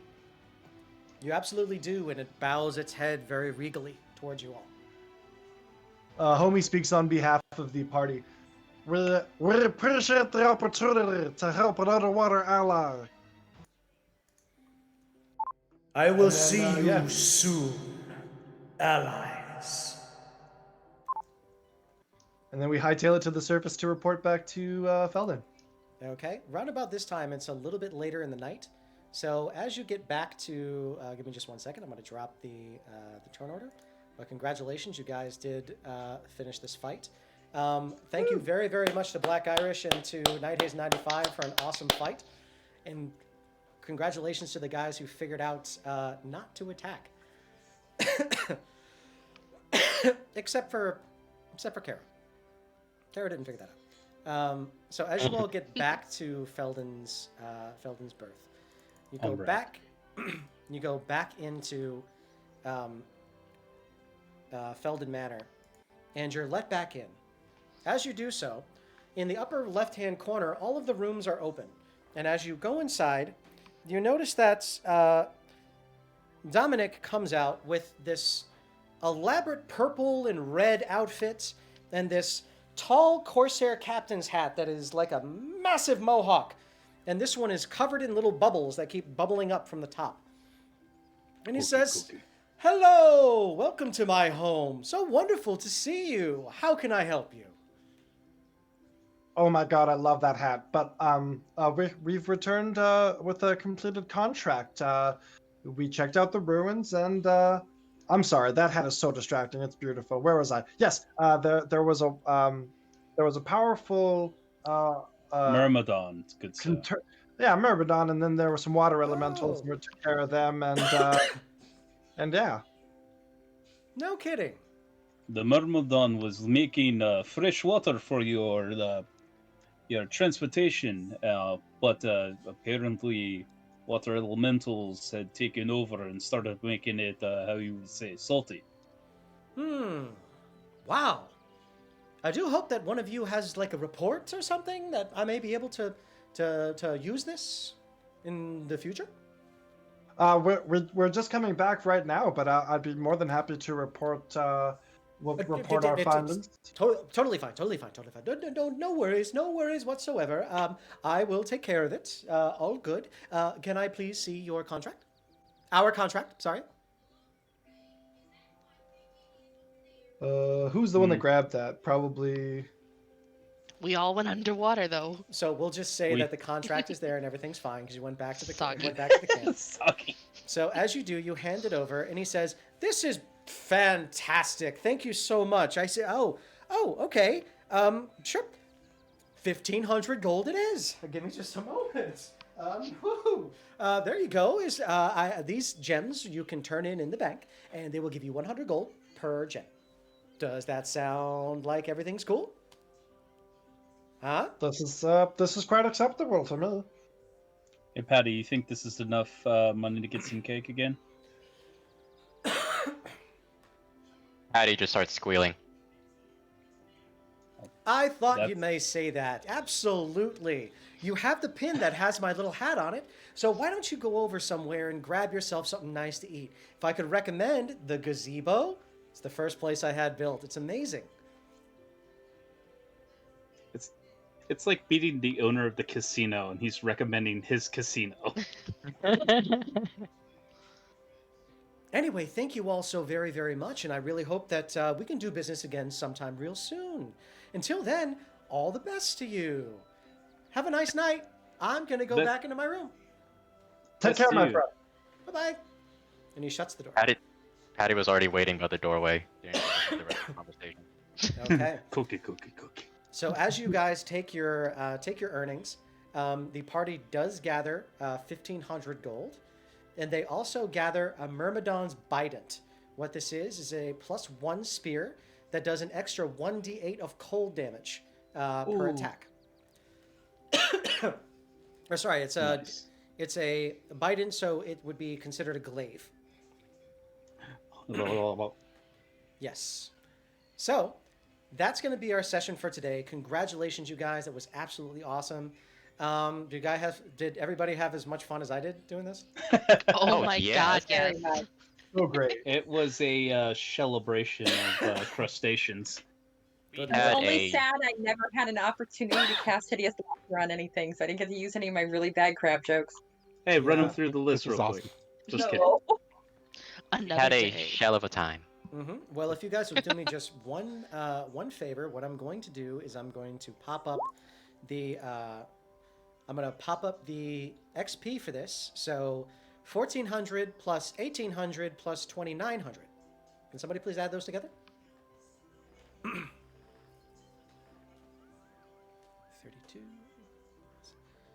50, 6,100? 6,100.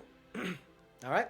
So 6,100 divided by 6, that is 1,000 and... We'll just say it's a 1,050. We'll just say that. Sounds good? Yep. Sounds great. Sounds Okay. like So the caravan gains 6,100 experience points. The party gains 1,050. And you guys, okay, so the total crab puns was 75, counted by Night Oh. Wow. Killed it. Night Haze, when you come back to play in the Vanguard, you're going to get cards of inspiration just by doing that. Thank you so much. That is absolutely awesome. You guys, how much salt? No, How that's much awesome. salt? How much salt do crabs like on their food? A combination, if you want to say this real quick. It's Just a bit. pinch. It's just a pinch. Okay. Absolutely awesome for you guys. This was a ton of fun. Hey, and it's the new year. Hopefully there's going to be a lot more of these. I'm wishing you guys all the best. Remember, too, once we reach 100 subs, you all are going to have the opportunity to have your own commissioned artwork, thanks to Victory. Thank you guys so very, very much for joining me in both the chat, my Vanguard, Nub Muffins, Caroton, Exactly 10 Chicken Nuggets, Copernican Revolution, Mobius Tripper, Horacenio. Thank you guys so very much. Nighthaze 95 and Black Irish 19. Thank you guys very, very much for joining us and being awesome sports in that crazy fight. Welcome to Feldin's Berth. Hopefully we're going to have a lot of fun here. Have a wonderful night, and we're going to go raid Critical Role, as is our tradition. Are they not back? What's that? Are they back this week or is it next week? Oh, yeah, they're not there. Never mind. Oh, they're not there. Never mind. We'll go into the abyss. Float into the abyss. Let's see who's currently playing right now. And then We could we'll raid go Lebanon. and do that. We could raid Lebanese Blondie. Yep. We Playing could. Cyberpunk. Could be a lot of fun. Just everyone be armed with crab puns. We are Armed with the claw, Raid. more specifically. crab. We're on to the claw. Yeah. Crab. Crab. Cookie. Cookie. Okay, that's exactly what we're going to do. We're going to raid LB. Ready to crab puns? Okay, we're going to raid LB. You guys are going to get a whole big boost of your... you guys are going to get a whole huge boost of your Trouble Bubbles. Then you get to be able to use them for some crazy Yu-Gi-Oh! In the next round by sending it in and messing up everything else. All the best to you guys, and raiding! Here we go. Take care, everybody. Wishing you all the best. Bye.